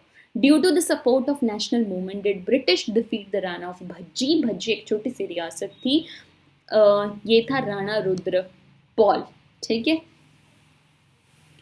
The political conference of Congress committee 1927, Congress committee समझते हो, कांग्रेस पार्टी की एक कमेटी होती है, आज भी कमेटी है ना, पर वो तब इंडिपेंडेंस से पहले की कमेटीज इंपॉर्टेंट हुआ करती थी, 1927 में, which gave prominence to leaders such as Baba Kanshiram. Where did that happen, है ना, वो कहाँ पर हुई थी 1927 की कांग्रेस कॉन्फ्रेंस कमेटी की? ये हुई थी हमीरपुर में, ताल में। ताल एक जगह है हमीरपुर में जहाँ पर ये हुई थी conference. And the next question is, which indigenous principality has initially refused to merge in India after independence in 1947? कौन सी प्रिंसिपैलिटी यानी प्रिंसिपल स्टेट थी हिमाचल की स्पेसिफिकली जिसने मर्ज करने से इंडियन यूनियन में मना कर दिया था 1947 में? It was Bilaspur. बिलासपुर जो है वो इंडिपेंडेंट, ऐसी बिलासपुर जैसी बहुत सारी रियासतें थी हमारे पूरे देश में जो कि इंडियन यूनियन का हिस्सा नहीं बनना चाहती थी। Which leader of Gadar party was sentenced to death in Lahore conspiracy case, which was later converted into life imprisonment? Gadar party से एसोसिएट करता हुआ ऐसा कौन सा लीडर था जो कर रहा था एसोसिएट एंड लेटर ऑन जिनको लाइफ इम्प्रिजनमेंट दे दी गई थी, वो थे हृदय राम। ठीक है, नेक्स्ट क्वेश्चन है, who is the composer of inspirational song Kadam Kadam Badhaye Ja of Azad Hind फौज? आज़ाद हिंद फौज जिसके लीडर सुभाष चंद्र बोस थे के का एक बड़ा इंस्पिरेशनल सॉन्ग है कदम कदम बढ़ाए जा, यू मस्ट हैव हर्ड। ये किसने कंपोज किया था? ये कंपोज किया था राम सिंह ठाकुर ने। क्वेश्चन है, to which in which district of Himachal freedom fighters Chaudhary Sher Jang, मठाराम, Deep Ram and सुनहरी देवी रिलेटेड? हिमाचल की कौन सी डिस्ट्रिक्ट से ये सब फ्रीडम फाइटर एसोसिएट करते हैं? ये है चंबा से। कौन से डिस्ट्रिक्ट से हैं? चंबा से। कौन कौन? चौधरी शेरजंग, मठाराम, दीपराम एंड सुनहरी देवी, right? Okay, again repeating, all these questions have already asked in different papers, different exams of Himachal government. Who took the oath of wearing black clothes till independence? किसने ओथ ली थी independence तक काले कपड़े पहनने की? और ये थे फेमस बाबा कांशीराम, है ना? Why did Dr. Yashwant Singh Parmar begin Suket Satyagraha in February 1948? फरवरी 1948 में यशवंत सिंह परमार जी ने सुकेत सत्याग्रह क्यों शुरुआत की थी इसकी? सुकेत भी एक रियासत थी और वो भी आज़ाद रहना चाहती थी, इसीलिए ताकि इंडियन यूनियन में उसका मर्जर हो, ये सत्याग्रह शुरू हुआ था। So Raja Lakshman Sen was the last king of Suket. He did not sign the merger letter to the Indian union, इसलिए ये सत्याग्रह शुरू हुआ था। What was the movement of भाई दो ना पाई for? ये भाई दो ना पाई मूवमेंट जो थी ये क्या थी हिमाचल में? So it was against civil disobedience था ये। सिविल डिसोबीडियंस का मतलब होता है सिविल लॉज को का पालन ना करना, डिसओबे करना, ठीक है? तो उसका जो नाम था हिमाचल में वॉज भाई दो ना पाई, ठीक है? कुछ भी नहीं करना है, अगेंस्ट रहना है सिविल डिसोबीडियंस के। Next question is, who resided who presided the conference in Solan in 1948 on the issue of merger of princely states in Himachal? तो who presided the conference? Because देखो अभी तक हमने एंशंट हिस्ट्री पढ़ी, ancient history हमारी हर्षवर्धना तक थी, Mauryas, Gupta's, ये सब, और उसके बाद जब से हमने गजनी और मुस्लिम रूलर्स, दिल्ली सल्तनत, और उसके बाद हमने मुगल्स पढ़े, that was all medieval history, and after that ये Britishers and freedom fighting and all, this is all modern history. In relation to Himachal हम इसे स्टडी कर रहे हैं, fine. So who presided the conference in Solan in 1948 on the issue of merger of princely states in Himachal? ये था राजा दुर्गा सिंह, ठीक है। Who led the famous Mandi conspiracy in 1940 and 50? ठीक है, कॉन्स्पिरेसी। सो मंडी कॉन्स्पिरेसी जो है 1914-15 में किसने लीड की थी? ये गदर पार्टी से एसोसिएट करती है और ये मियाँ जवाहर सिंह ने मंडी कॉन्स्पिरेसी जो है वो लीड की थी। क्लियर? 1914-15 में Ghadar party again I am telling you, the founding fathers were Sohan Singh Bhakna, Lala Hardayal, Kartar Singh Sarabha. इसका हेडक्वार्टर जो था was in San Francisco, USA. The Mandi conspiracy was influenced by, Mandi conspiracy जो है वो किससे इन्फ्लुएंस थी? It was influenced by Ghadar party. Basically था क्या ना, Ghadar was a magazine famous हो गई and later on it got converted to party, ठीक है। स्पेसिफिकली वो पीपल जो पंजाब से यूएस कनाडा गए थे, उन लोगों ने ये पार्टी बनाई थी against Britishers in India. Alright, next is, at which place in Himachal great revolutionary spent 40 days after suffering the horror of exile of 40 years and left his body only after 5 hours of declaration of India's independence. ऐसे कौन से freedom fighter थे, revolutionary थे, जिन्होंने 40 साल अपने जो है बनवास में एग्जाइल में बिताए और उसके बाद 40 दिन उन्होंने हिमाचल की एक जगह पे बिताए एंड कौन सी जगह पे ये बिताए हैं, एट विच प्लेस पूछा है, ठीक है, कौन सी जगह पर उन्होंने 40 दिन बिताए और जैसे ही हमें आज़ादी मिली उसके 5 घंटे बाद जो है he left his body, he died. ये थे सरदार अजीत सिंह और ये रहे थे डलहौजी में for 40 days. Clear? Dalhousie was very famous at that time also, अभी भी, और सुभाष चंद्र बोस और अदर बहुत सारे ऐसे लीडर्स हैं जिन्होंने अपना काफ़ी समय जो है वो वहाँ बिताया है। नेक्स्ट क्वेश्चन है, who started the operation quit India movement from Shimla? Quit India, Bharat छोड़ो आंदोलन शिमला से किसने स्टार्ट किया था? ये किया था रानी अमृत कौर ने। ठीक है, Rani Amrit Kaur was one of the member of constitution assembly also, जिसने हमारा कॉन्स्टिट्यूशन रचा था। Fine. Who was the first president of Himalayan hill state regional council? Himalayan hill state regional council के पहले प्रधान यानी प्रेसिडेंट कौन थे? वो थे स्वामी Purnananda. Clear. Next question is, Major Durgamal of Azad Hind Fauj executed in Red Fort in which year? Major Durgamal जो हैं आज़ाद हिंद फौज के, उनको रेड फोर्ट में एग्जीक्यूट किया गया था कौन सी साल? तो देखो, जो आज़ाद हिंद फौज है उसने अटैक किया था 44 में और रेड फोर्ट पे अटैक किया था और उनको रेड फोर्ट में ही एग्जीक्यूट किया गया था 1944 में। The first responsible government in the state of Thiog was built on August 15, 1947.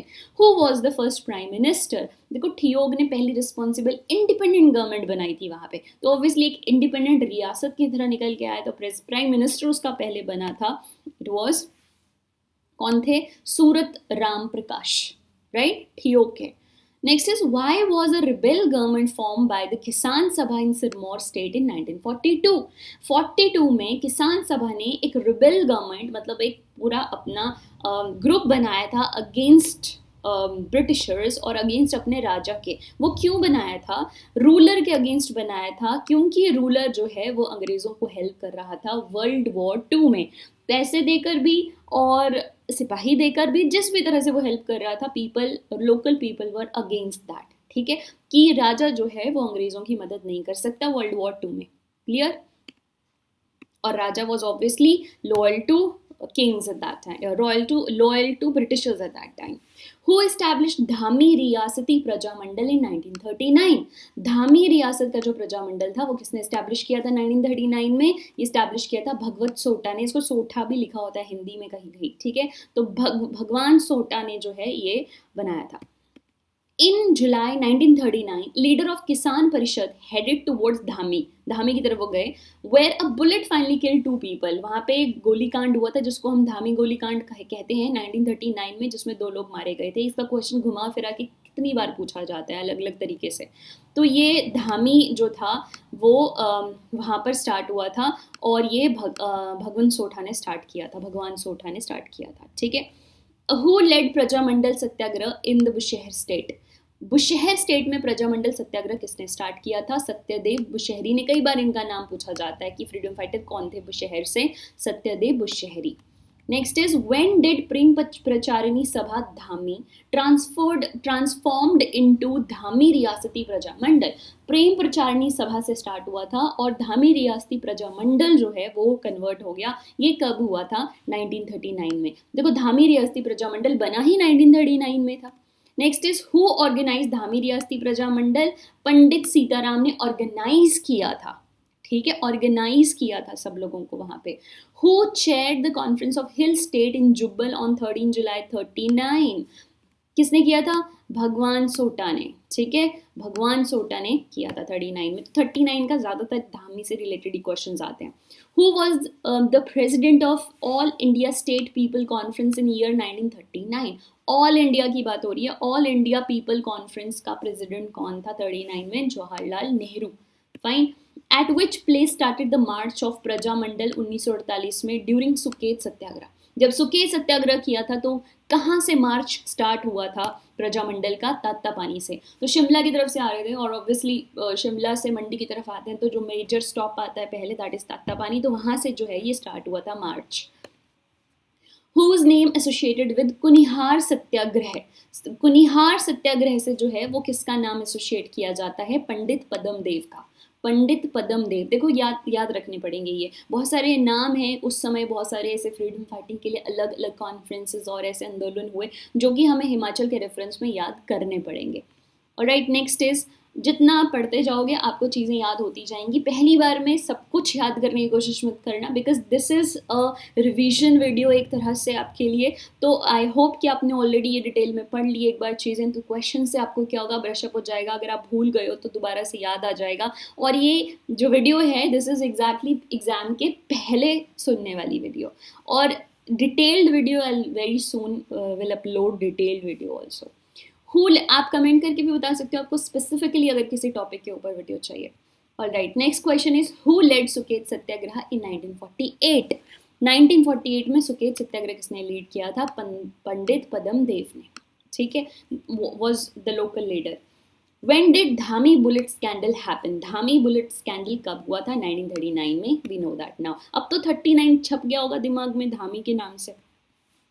Who established the kingdom of Hindus in 1080? Ajay Chand, right? This should be Hindur. Okay, that was not Hindu, it was Hindur, huh? Hindur. Next is who founded the Suket kingdom? Suket kingdom को किसने found किया था? देखो अभी तक पूरा modern history चल रहा था, अभी जो है वो कुछ हिस्ट्री फ्रॉम स्टेट्स, जो सॉरी रियासतों से, प्रिंसली स्टेट की कुछ डायरेक्ट हिस्ट्री के क्वेश्चंस जो हैं मैंने पिक किए हैं यहाँ पे। वीर सेन, सुकेत जो किंगडम था वो किसने फाउंड किया था? वीर सेन ने। सुकेत की बात हो रही है, ठीक है। And who founded Mandi principality? Start की थी बानसेन ने, ठीक है। बानसेन और साहुसेन दो भाई थे और इन्होंने जो है वो बानसेन ने मंडी शुरू किया था सुकेत से टूटकर।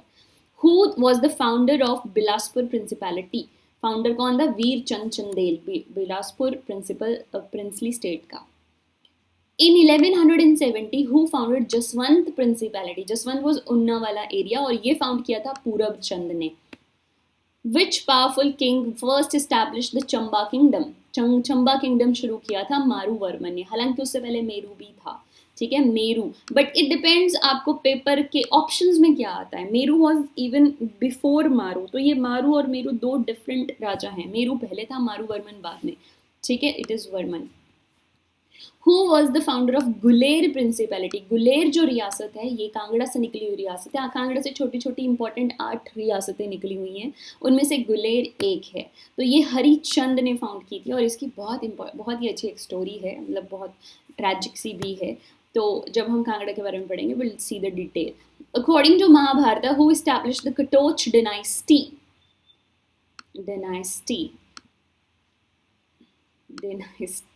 During 1400 BC.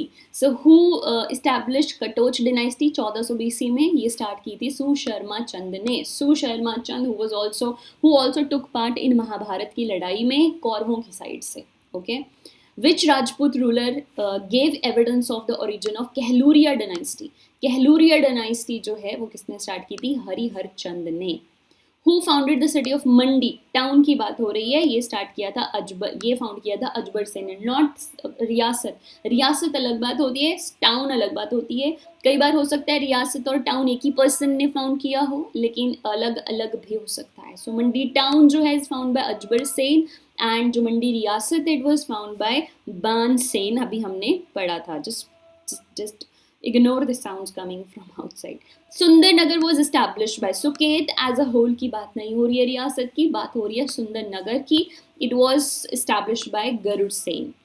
Who was the founder of the city of Nahan? Nahan city का फाउंडर कौन था? करम प्रकाश। बड़ी बार क्वेश्चन पूछा गया है। Which place was called Kirgram in ancient time? ये है बैजनाथ। बैजनाथ में शिव का मंदिर है, कीरग्राम उसे बोला जाता था एंशियंट टाइम में, ठीक है। And you know the story of this temple, you must know the story, आपको पता होगा। अभी तक यहाँ पे दशहरा भी नहीं मनाया जाता है। ऐसा माना जाता है कि जो रावण था उसने यहाँ पे आराध्य को, अपने आराध्य शिवजी की को प्रसन्न किया था और इसलिए जो है वो दशहरा नहीं मनाया जाता क्योंकि उसमें रावण को मारा गया था। So many things to learn about Himachal, इस तरह की legends. What was the ancient name of Hindur state? Hindur आज का नालागढ़ है। ठीक है। एंशियंट नेम जो था वो हिंडूर था बेसिकली, और आज का नाम नालागढ़ है। Ancient name of Nalagarh state आना चाहिए था, बट चलो whatever. Dhameri was ancient name of, Dhameri जो था वो किसका एंशियंट नेम था? नूरपुर का। नूरपुर रियासत जो थी उसका पुराना नाम धामेरी था। ये भी क्वेश्चन बहुत बार पूछा गया है। What is the old, what was, चलो what is the old name of Sundernagar? It was Banaid. देखो सुकेत रियासत थी, जो सुंदरनगर शहर था उसका नाम बनेड था, क्योंकि उस एरिया में जो है वो राजा रहता था। ठीक है। Next question is which state is bordered with Sirmaur district? कौन सी स्टेट है? उत्तराखंड। Where is Himachal? देखो उत्तराखंड से यमुना भी आती है, और हमारे इधर से सिरमौर की एरिया से जो है वो बहुत सारी उसकी ट्रिब्यूटरीज भी इधर जाती हैं जो यमुना में गिरती हैं, तो याद रखना ये चीज़ें। Where is Himachal located in Himalayas? Himalayas में कहाँ पर है? वेस्टर्न हिमालयस में। सो हिमालयस जो हैं वो जम्मू कश्मीर से शुरू होते हैं और अरुणाचल प्रदेश तक जाते हैं, इस तरह से। ठीक है। और हिमालय जो है वो 3 लेयर्स में इस तरह से जाते हैं, तीसरी लेयर इस तरह से टूटी हुई सी है। ठीक है। तो ये हो गया हमारा ग्रेटर हिमालय, देन हमारा middle Himalaya and then outer Himalaya. इसको हम हिमाद्री और लेसर हिमालय और शिवालिक भी बोलते हैं। तो जम्मू कश्मीर से अरुणाचल प्रदेश तक फैले हुए हैं। तो हिमाचल यहाँ कहीं है, तो obviously this is the western side, so ये वेस्टर्न हिमालय में है। ठीक है, this is the eastern side. Alright, चलिए नेक्स्ट क्वेश्चन लेते हैं। Next question is how much percentage of, wait, how much total percentage of total geographical area of Himachal comes under tribal area? Himachal के total geographical area में से tribes के under tribal area कितना percent? देखो हिमाचल में बहुत सारी ट्राइब्स हैं, इंक्लूडिंग गद्दी एंड आपके लाहौल और लाहौल स्पीति और किन्नौर वाला एरिया स्पेसिफिकली। सो 40% एरिया जो है हिमाचल का वो ट्राइबल एरिया है। Fine, alright. Next is area of Kangra district of Himachal is approximately how many square kilometre? Kangra का एरिया कितना है? Approx 5737 kilometre square, 5700 kilometre square के आसपास। ठीक है। The length of Himachal Pradesh international border with border. ठीक है। तो इंटरनेशनल बॉर्डर जो है वो वेट, इट इज 200 किलोमीटर। अब ये यहाँ पे ना विद तिब्बत था यहाँ पे, राइट? विद तिब्बत हमारा जो इंटरनेशनल बॉर्डर लगता है वो लगता ही तिब्बत से है, चाइना से। So the length of Himachal Pradesh international border is with Tibet कितनी है? 200 किलोमीटर, आपने याद रखना। अब आपको चाहे इंटरनेशनल बॉर्डर पूछा जाए या फिर स्पेसिफाई करके तिब्बत के साथ पूछा जाए, इंटरनेशनल बॉर्डर है ही तिब्बत के साथ, तो ये 200 किलोमीटर है। What is the total length of HP border that lies with JK, Ladakh, Punjab, Haryana, Uttarakhand? इसका मतलब क्या है कि वो इंटरनेशनल बॉर्डर को माइनस करके पूछ रहा है कि बाकी जो इंडिया की स्टेट के साथ लगता है वो कितना है? 970। और अगर अब टोटल पूछ लिया जाए, देखो ये इंटरनेशनल बॉर्डर है, ये हमारे नेशनल बॉर्डर हैं जो कि हिमाचल के दूसरी स्टेट और यूटीज के साथ लगते हैं। ठीक है। और इधर ये तिब्बत के साथ लगता है। फाइन, तो ये 970 जो है वो बाकी स्टेट और यूटी के साथ लगता है। 200 किलोमीटर जो है वो इंटरनेशनल बॉर्डर है। अब इनके हिसाब से टोटल पूछ लिया गया। ठीक है। तो ये कितना हो गया? 1170। टोटल बॉर्डर जो है वो हमारा कितना हो गया? 1170, दोनों को प्लस करके। Clear? Next question is which district of Himachal है बाउंड्रीज विद तिब्बत? कौन से डिस्ट्रिक्ट के साथ हैं? किन्नौर और Lahaul Spiti. If this is Himachal तो ये आपका किन्नौर है यहाँ पे, ये आपका लाहौल स्पीति है, और ये वाला एरिया जो है वो तिब्बत चाइना का है। Fine, alright. Next question is Which district of Himachal is bounded with Sirmaur, Uttarakhand, Solan and Mandi? ठीक है, कौन सी डिस्ट्रिक्ट है? शिमला, जिसका किस किस के साथ बॉर्डर लगता है? सिरमौर के साथ, उत्तराखंड के साथ, सोलन के साथ और मंडी के साथ, शिमला का। Clear? What is the latitude of Himachal? Latitude क्या होता है? What is latitude? First understand this. If this is earth, ठीक है, तो हमने इमेजिनरी पैरेलल लाइंस जो हैं वो अर्थ पे बनाई हुई हैं इस तरह से। अर्थ पे हम एक इमेजिनरी पैरेलल लाइंस बनाई नहीं है, मतलब हम कंसिडर करते हैं, एंड इसके बीचों बीच अर्थ के सेंटर से इसका जो भी एंगल होता है उसको डिग्री कहा जाता है। जो बिल्कुल बीच में आती है उसका 0 डिग्री एंगल होता है सेंटर से, उसको हम इक्वेटर कहते हैं। ठीक है, ये ऊपर नॉर्थ वाली साइड है, ये नीचे साउथ वाली साइड है। हम जैसे जैसे ऊपर जाते हैं यहाँ पे एंगल यहाँ पे 90 डिग्री हो जाता है, इधर भी एंगल जो है नीचे आके 90 डिग्री हो जाता है। तो ये 90 डिग्री नॉर्थ, ये 90 डिग्री साउथ, और बीच में 0 डिग्री, ना तो ये नॉर्थ होगा ना साउथ होगा। ठीक है। तो अब जो है वो 1 डिग्री 2 डिग्री 3 डिग्री 4 डिग्री करते हैं ऐसे 90 डिग्री ऊपर की तरफ 90 डिग्री नीचे की तरफ। एंड दीज लाइंस जो हैं, इन्हीं पैरेलल लाइंस को अर्थ के ऊपर जो इमेजिनरी पैरेलल लाइंस हैं, इनको हम कहते हैं लैटिट्यूड्स। और ये जो लाइंस हैं ये हमें दिखाती हैं डिस्टेंस। मतलब हमने डिस्टेंस का कैलकुलेट करना है अगर अर्थ के ऊपर, तो ये लाइंस हमें मैप के ऊपर डिस्टेंस कैलकुलेट करने में हेल्प करती हैं। अदरवाइज ऐसी कोई एक्चुअल लाइंस नहीं है अर्थ के ऊपर। फाइन। सो क्वेश्चन पूछा है कि हिमाचल का लैटिट्यूड कितना है, यानी हिमाचल है किधर। तो देखो हिमाचल यहाँ नॉर्दर्न हेमिस्फीयर में है, तो डेफिनेटली नॉर्थ की तरफ यहाँ कहीं होगा। तो हिमाचल का लैटिट्यूड कितना है 30.22 टू 33.112 नॉर्थ। तो यहाँ कहीं 30 डिग्री के आसपास, 30 और से लेकर 33 डिग्री के बीच में जो है वो हिमाचल का लैटिट्यूड है, यहाँ पर हिमाचल है। एक और चीज़ याद रखना, दो पैरेलल लाइंस के बीच का जो डिस्टेंस होता है वो 111 किलोमीटर होता है। 111 किलोमीटर। अब कितना इजी होगा, 0 to 1 डिग्री जाना है 111 किलोमीटर, 1 to 2 डिग्री जाना है 111 किलोमीटर, 0 to 2 जाना है 222 किलोमीटर। ठीक है, तो दिस इज द डिस्टेंस। तो ये लैटिट्यूड हमें डिस्टेंस बताते हैं। क्लियर। नेक्स्ट चलते हैं। Next question is Himachal Pradesh situated at the longitude. अभी बात हो रही थी लैटिट्यूड की, वो डिस्टेंस दिखाता है और वो पैरेलल लाइंस होती हैं। These are longitudes, these are not parallel lines. ये इस तरह से लाइंस होती हैं नॉर्थ टू साउथ पोल की तरफ। बीच वाली लाइन ऐसे, फिर ये इस तरह से, ये इस तरह से, इस तरह से जो लाइंस जो हैं, इमेजिनरी लाइंस जो हैं अर्थ के ऊपर, ये लाइन जो है, सॉरी फॉर द स्ट्रक्चर, ठीक है, डायग्राम, बट ये इस तरह से लाइंस हैं। तो ये 0 डिग्री, फिर ये ईस्टर्न साइड हो गई, ये वेस्टर्न साइड हो गई। सो ये 0, फिर ये 1 degree 2 degree 3 degree 4 degree 5 degree like that, ऐसे पूरा घुमा के आ जाएंगे तो पूरा 360 डिग्री बन जाएगा। बिल्कुल पीछे 180 डिग्री और पूरा घुमा के यहाँ पहुँचेंगे तो 360 डिग्री। बट ये ऐसा चलता नहीं है। चलता कैसे है, 180 तक जाते हैं हम, यहाँ से 1 डिग्री ईस्ट, यहाँ 1 डिग्री वेस्ट, यहाँ 2 डिग्री वेस्ट, यहाँ पे 2 डिग्री ईस्ट, यहाँ 90 डिग्री वेस्ट 90 डिग्री ईस्ट। इस तरह से हम चलते हैं। और ये लैटिट्यूड हमें क्या बताता है, this tells us about time.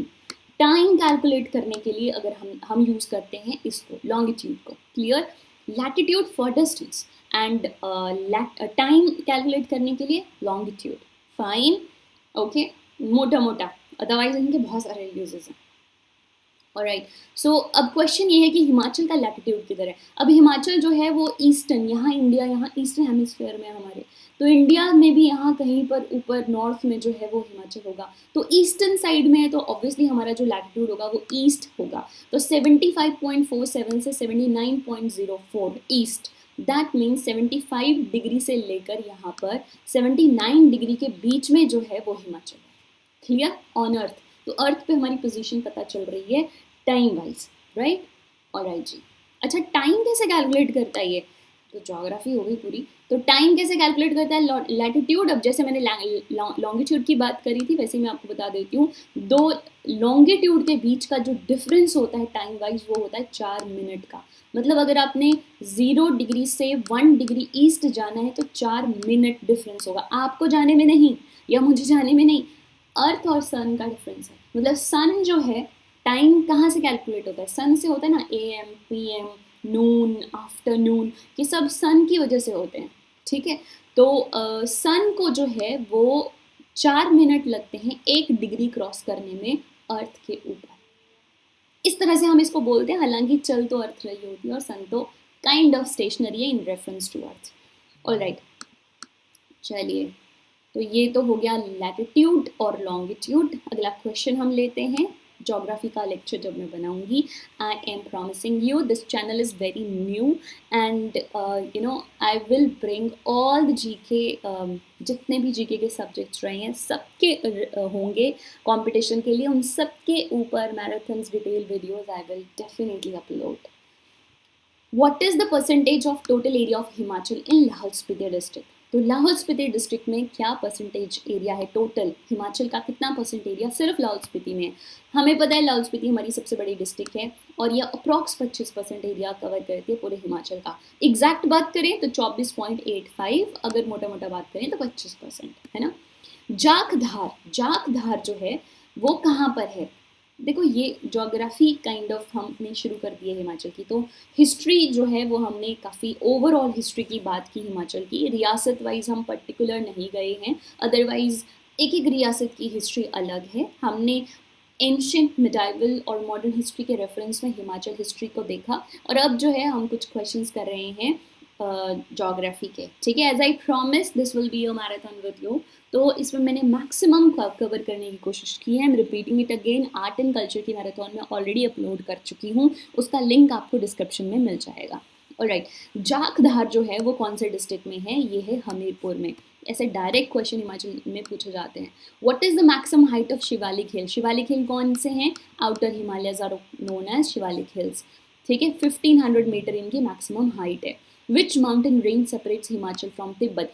Himachal एक तरफ तिब्बत है, इधर हिमाचल है। ये कौन सी माउंटेन रेंज है बीच में? झांसकर, ठीक है। झांसकर, मेरे को एक बार थोड़ा सा एक्सप्लेन करने दो इसको, है क्या? ये आपके हिमालयस हैं, ग्रेटर मिडल हिमालयस और outer Himalaya. Greater Himalaya, middle Himalaya और आउटर हिमालय, ये तो 3 लेयर्स हिमालयस की हैं। हिमालयस के पीछे भी कुछ माउंटेन रेंजेस हैं, जैसे कि झांसकर, ठीक है, लद्दाख और फिर कराकोरम। 3 लेयर्स और हैं पीछे।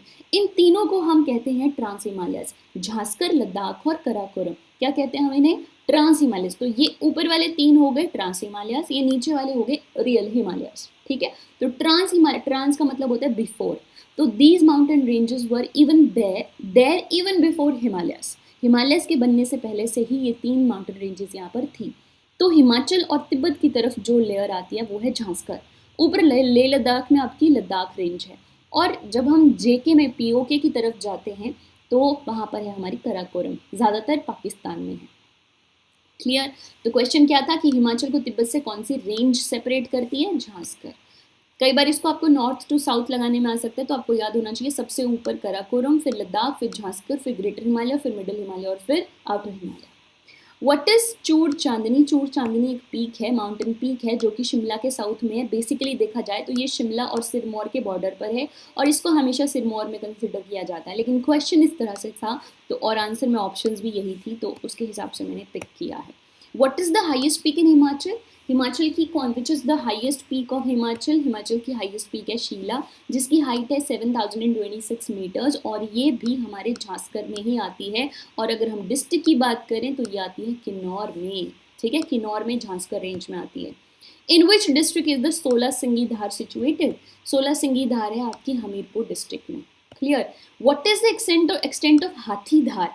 हाथीधार कहाँ फैली है? ये फैली है चंबा और कांगड़ा में। Next, Reo Purgyil is situated in which mountain range? Range पूछा है। रियो फर्ग्यूल जो है वो कौन से माउंटेन रेंज में आती है? ये भी झांसकर में। देखो झांसकर जो है ना, ग्रेटर हिमालय से भी ऊंची हाइट है इसकी, और ज़्यादातर बहुत ऊंची ऊंची पहाड़ हैं। सिर्फ हिमाचल की बात कर रही हूँ।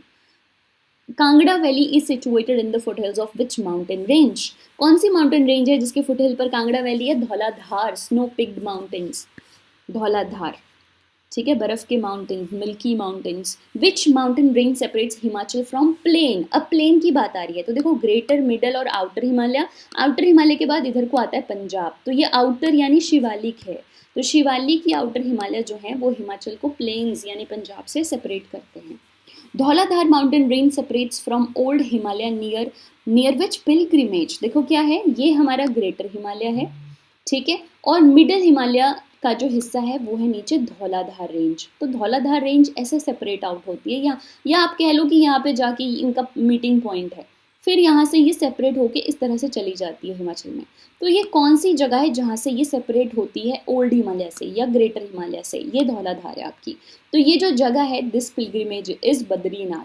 तो बद्रीनाथ के पास से जो है ये इस तरह से सेपरेट आउट होती है। याद रखना, क्वेश्चन डिफरेंट तरीके से आ सकता है। Meeting point of greater Himalayan Dhauladhar is Badrinath, या फिर क्वेश्चन इस तरह से आ सकता है कि धौलाधार रेंज कहाँ सेपरेट होती है, ग्रेटर हिमालय से या ओल्ड हिमालय से। फाइन। नेक्स्ट क्वेश्चन है आपका, Pir Panjal mountain range is located in which district? Pir Panjal जो है वो कौन से डिस्ट्रिक्ट में? देखो वैसे तो ये बहुत सारे डिस्ट्रिक्ट्स में हिमाचल के, बट जो मेनली बात हो रही है वो है चंबा में। तो चंबा में यूजुअली ये ज़्यादा फैली हुई है पीर पंजाल, और इसका ज़्यादा एक्सटेंट जम्मू कश्मीर में है, हिमाचल में चंबा में। पीर पंजाल और धौलाधार ये दोनों ही, पीर पंजाल और धौलाधार जो है ये दोनों ही मिडिल हिमालय का पार्ट है। आप उसे मिडिल हिमालय कहो, आप उसे लेसर हिमालय कहो, आप उसे हिमाचल कहो। मिडिल हिमालय के 3 नाम हैं। हमारा जो हिमाचल का नाम है हिमाचल प्रदेश, वो भी मिडिल हिमालय से लिया गया है। तो मिडिल हिमालय के 3 नाम हो गए।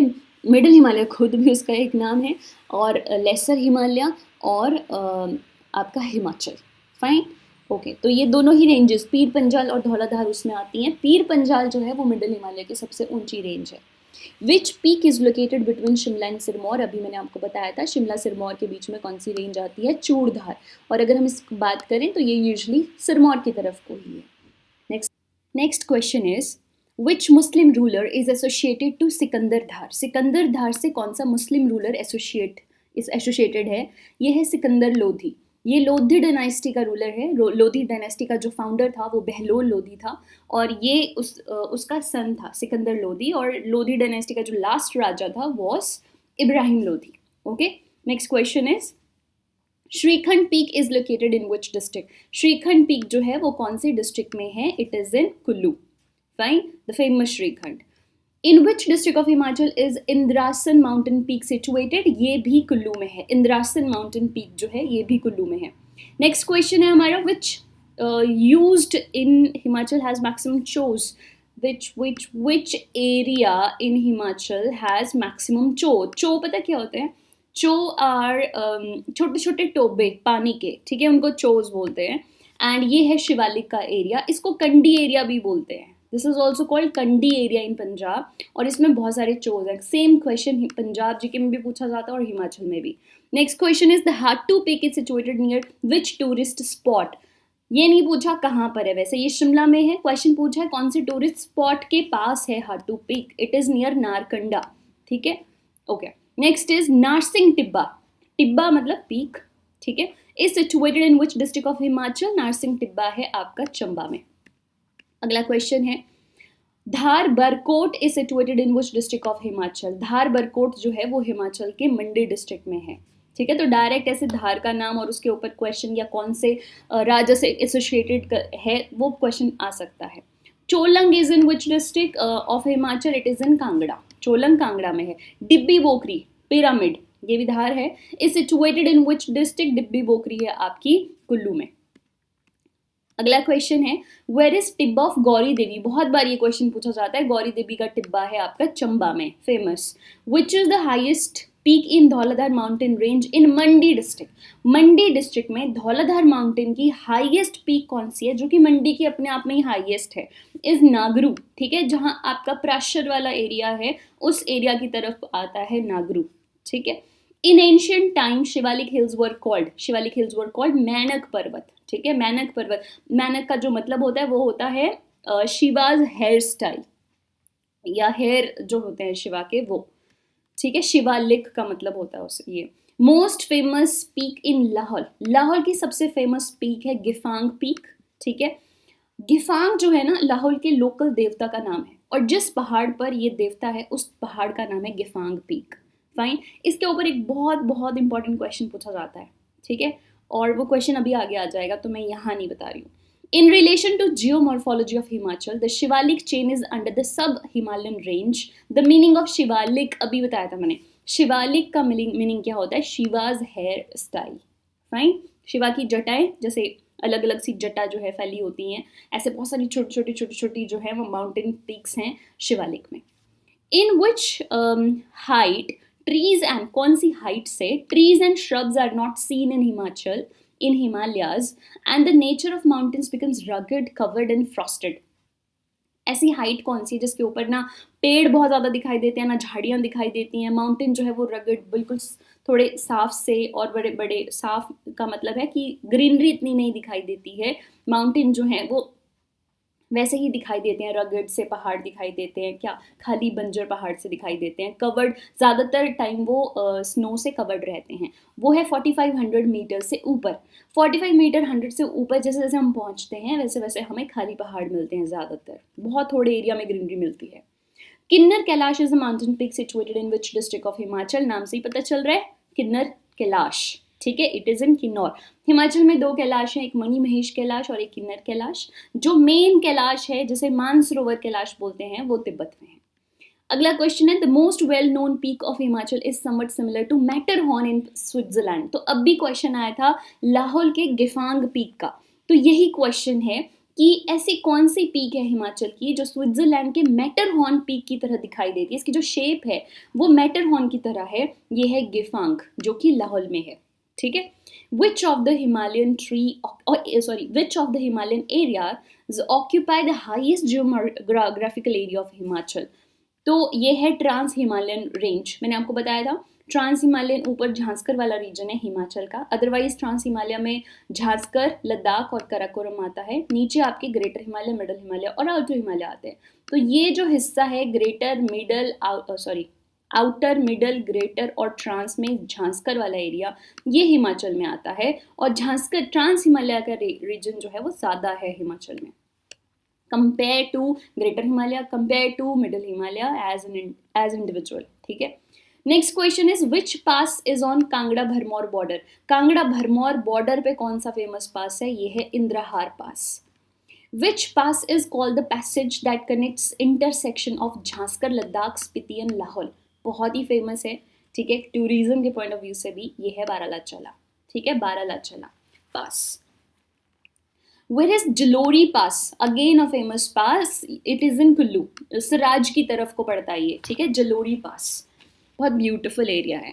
Rohtang pass goes through the middle of which mountain range? Rohtang pass जो है वो कौन सी माउंटेन रेंज में आता है? तो ये आता है पीर पंजाल। देखो ये चंबा है, चंबा के साथ इधर को ये कुल्लू है और इधर जो है वो लाहौल स्पीति है। तो यहाँ कहीं पर ना ये पीर पंजाल की रेंज इस तरह से जाती है और ये धौलाधार वाली रेंज आती है। तो पीर पंजाल में जो है वो आपका कौन सा रेंज है, कौन सा पास है आपका? Famous Rohtang pass. Fine. What does Rohtang mean? Rohtang जो शब्द है इसका लिटरल मीनिंग क्या है? रोहतांग का मतलब होता है पाइल ऑफ डेड बॉडीज, मरे हुओं का ढेर। किसी समय पर यहाँ पे बहुत सारी डेड बॉडीज नहीं कहूँगी, मैं कहूँगी अवशेष, बॉडी के अवशेष जो हैं वो बहुत सारे मिले थे। दैट शोज दैट कि इस एरिया में बहुत डेथ्स हुई हैं ड्यू टू द टेरेन, ठीक है। तो इसे पाइल ऑफ डेड बॉडीज या रोहतांग कहते हैं, ठीक है, जिसका मतलब होता है pile of dead bodies. Which is the highest pass which connects Lahaul and Spiti? Highest pass जो लाहौल और स्पीति को जोड़ता है वो है कुंजुम पास, और ये भी फेमस है फॉर टूरिज्म। नेक्स्ट क्वेश्चन है हमारा, which pass connect Pangi with Chamba? Pangi area बिल्कुल ऊपर का एरिया है चंबा का, ठीक है। तो पांगी और चंबा को कनेक्ट करता है आपका सच पास, ठीक है। एक तरह से आपका ये भी बॉर्डर वाला एरिया आता है सच पास। Which pass connect Mandi and Kullu? मंडी और कुल्लू को कौन सा पास कनेक्ट करता है? यह है दुलची, ठीक है, दुलची पास। Who was the first Englishman to reach Rohtang पास? कौन सा पहला इंग्लिशमैन था जो रोहतांग पास पहुंचा? ये था मूरक्राफ्ट। कब आया था? 1820। मैंने आपको कहा था आंखें बंद करके, पूरे हिमाचल में ये 1820 में ही आया था, कभी भी क्वेश्चन आ जाए। विच पास कनेक्ट्स लाहौल टू भरमौर? ये है कुगती पास आपका, या कुगटी पास बोल देते हैं इसे, ठीक है। विच pass connect Shimla to Uttarakhand? Shimla को उत्तराखंड से जोड़ता है चांसल पास, जिसमें चांसल पीक है जहाँ से पब्बर नदी बहती है ऊपर से और रोहड़ू में आती है ना। In which district of Shipki the Shipki pass is located? Shipki pass हमारा हिमाचल और तिब्बत के को जोड़ता है आपस में, तो ये है आपका किन्नौर डिस्ट्रिक्ट में, ठीक है। और ये वो पास है जहाँ से आपकी यमुना नहीं, सतलुज नदी जो है वो हिमाचल में एंटर करती है। फाइन। अगला क्वेश्चन है, शिपकी पास कनेक्ट्स किन्नौर टू तिब्बत, ठीक है, तिब्बत से जोड़ता है। The area with highest rainfall in Himachal is, वो है धर्मशाला। सबसे ज्यादा बारिश जो है वो धर्मशाला में होती है। और ड्राइस्ट रीजन, सबसे सूखा एरिया कौन सा है हिमाचल का, जिसे कोल्ड डेजर्ट भी कहते हैं, वो है हमारा स्पीति का। सबसे कम बारिश स्पीति में होती है, सबसे ज्यादा बारिश जो है वो धर्मशाला में होती है, right. Which district of Himachal has highest rainfall? District Kangra हो गया, अगर धर्मशाला है तो डिस्ट्रिक्ट कांगड़ा हो गई। Which district of Himachal has lowest rainfall? अगर स्पीति है तो लाहौल स्पीति आपकी डिस्ट्रिक्ट हो गई। What is the average rainfall of Himachal? Average मतलब पूरे हिमाचल में एवरेज रेनफॉल जो है वो कितना होता है? ये है 1600 मिलीमीटर्स। mm लिखते हैं, मैंने जानबूझ के मिलीमीटर्स लिखा ताकि आपको पता रहे mm। Fine. So next question है आपका, एनुअल रेनफॉल इन धर्मशाला, जहाँ सबसे ज्यादा बारिश होती है धर्मशाला में, वहां की एनुअल रेनफॉल कितनी है? 3400 mm। देखो, ठीक है, एवरेज कितनी है? 1600। एंड धर्मशाला में अकेले में कितनी होती है? 3400 mm।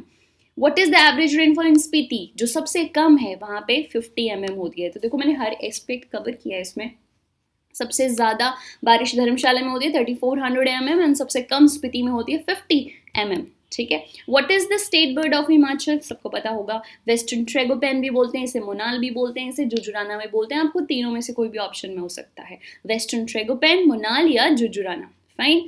अगला question, what is the state flower of Himachal, rhododendron, गुलाबी बुरांश जिसको हम कहते हैं। ठीक है, इंग्लिश में हम इसे रोडोडेंड्रॉन कहते हैं, बुरांश का पौधा। According to national forest policy what percent of geographical area of all state like Himachal should be under forest, Himachal जैसी स्टेट्स का जो है वो कितना परसेंट एरिया फॉरेस्ट के अंडर होना चाहिए। According to national forest policy ये होना चाहिए एटलीस्ट 50%। ओके, वैसे हमारे पूरे देश का 33% हिस्सा होना चाहिए, अप्रॉक्स 35% हिस्सा जो है वो फॉरेस्ट के अंडर होना चाहिए, और हिमाचल जैसी जो हिली स्टेट्स हैं उनका 50% एटलीस्ट होना चाहिए, हिमाचल में है। Where is the kiang animal found in Himachal, ये बड़ा क्वेश्चन पीछे पीछे पूछा गया था पेपर्स में। It is Lahaul Spiti. Kiang animal को हम एक्सटिंक्ट मानते थे लेकिन ये दिखा है हमें वहाँ पर, तो ये है वहाँ पर लाहौल स्पीति, इसीलिए ये ज़्यादा फेमस हो गया। Question, where is musk deer breeding centre situated in Himachal, so musk deer का जो ब्रीडिंग सेंटर है इट इज इन कुफरी, ठीक है, शिमला में। Which district of Himachal has lowest forest area, कौन से डिस्ट्रिक्ट में लोएस्ट फॉरेस्ट एरिया होगा, लाहौल स्पीति, क्योंकि वो डेजर्ट एरिया है, ठीक है, cold desert. There is a complete ban on wild life hunting in Himachal, from which year, wild life hunting पे कौन सी साल से, 1983 से, ठीक है, हिमाचल ही नहीं बहुत सारे हिस्सों में हमारे देश के। Next question is state tree of Himachal, हमारा ट्री है दियोदार, ठीक है, दियोदार के पेड़। What is the percentage of total area of Himachal under forest, होना कितना चाहिए, 50%, है कितना, 66.5%। आई टोल्ड यू कि हिमाचल का ऑलरेडी है, ठीक है, तो 66.5% एरिया अप्रॉक्स जो है वो अंडर फॉरेस्ट है। आपको मैं बता दूं, चाय के बागान और जो प्राइवेट लैंड होती है उसको सबको फॉरेस्ट एरिया में कंसिडर करते हैं, ठीक है, तो उन सब चीज़ों को मिला के 66.5% एरिया जो है वो अंडर फॉरेस्ट आता है हिमाचल का।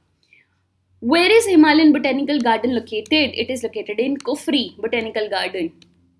Next is what is the smallest wild life sanctuary of Himachal, which is, Himachal की सबसे छोटी वाइल्ड लाइफ सेंचुरी कौन सी है, शिली, ये सिरमौर में है, और ठीक है, Shili. Where is the Kalatop Khajjiar wild life sanctuary located, Kalatop Khajjiar wild life sanctuary जो है it is in Chamba, important है ये। नेक्स्ट, डन, ठीक है, दैट इज इट। हमने बहुत सारे क्वेश्चंस डिस्कस किए हिस्ट्री के और ज्योग्राफी के, और जल्दी ही आपका HS का पेपर होने वाला है 2-3 दिन में, so I wish you all the best, but this video gonna help you for other exams also, and this was not a detailed video but for revision. Please do send your feedback in comment section, also write अगर आपको कोई इसी तरह की marathon चाहिए, ना सिर्फ Himachal GK में, you can write it for history की चाहिए, पॉलिटी की चाहिए, ज्योग्राफी की चाहिए, इकोनॉमिक्स की चाहिए, साइंस की चाहिए, हिमाचल जीके की चाहिए, पंजाब जीके की चाहिए, करंट अफेयर्स की चाहिए, जिसकी भी मैराथन इस तरह की आपको चाहिए, please write, and also do send your feedback. Thank you so much and all the best.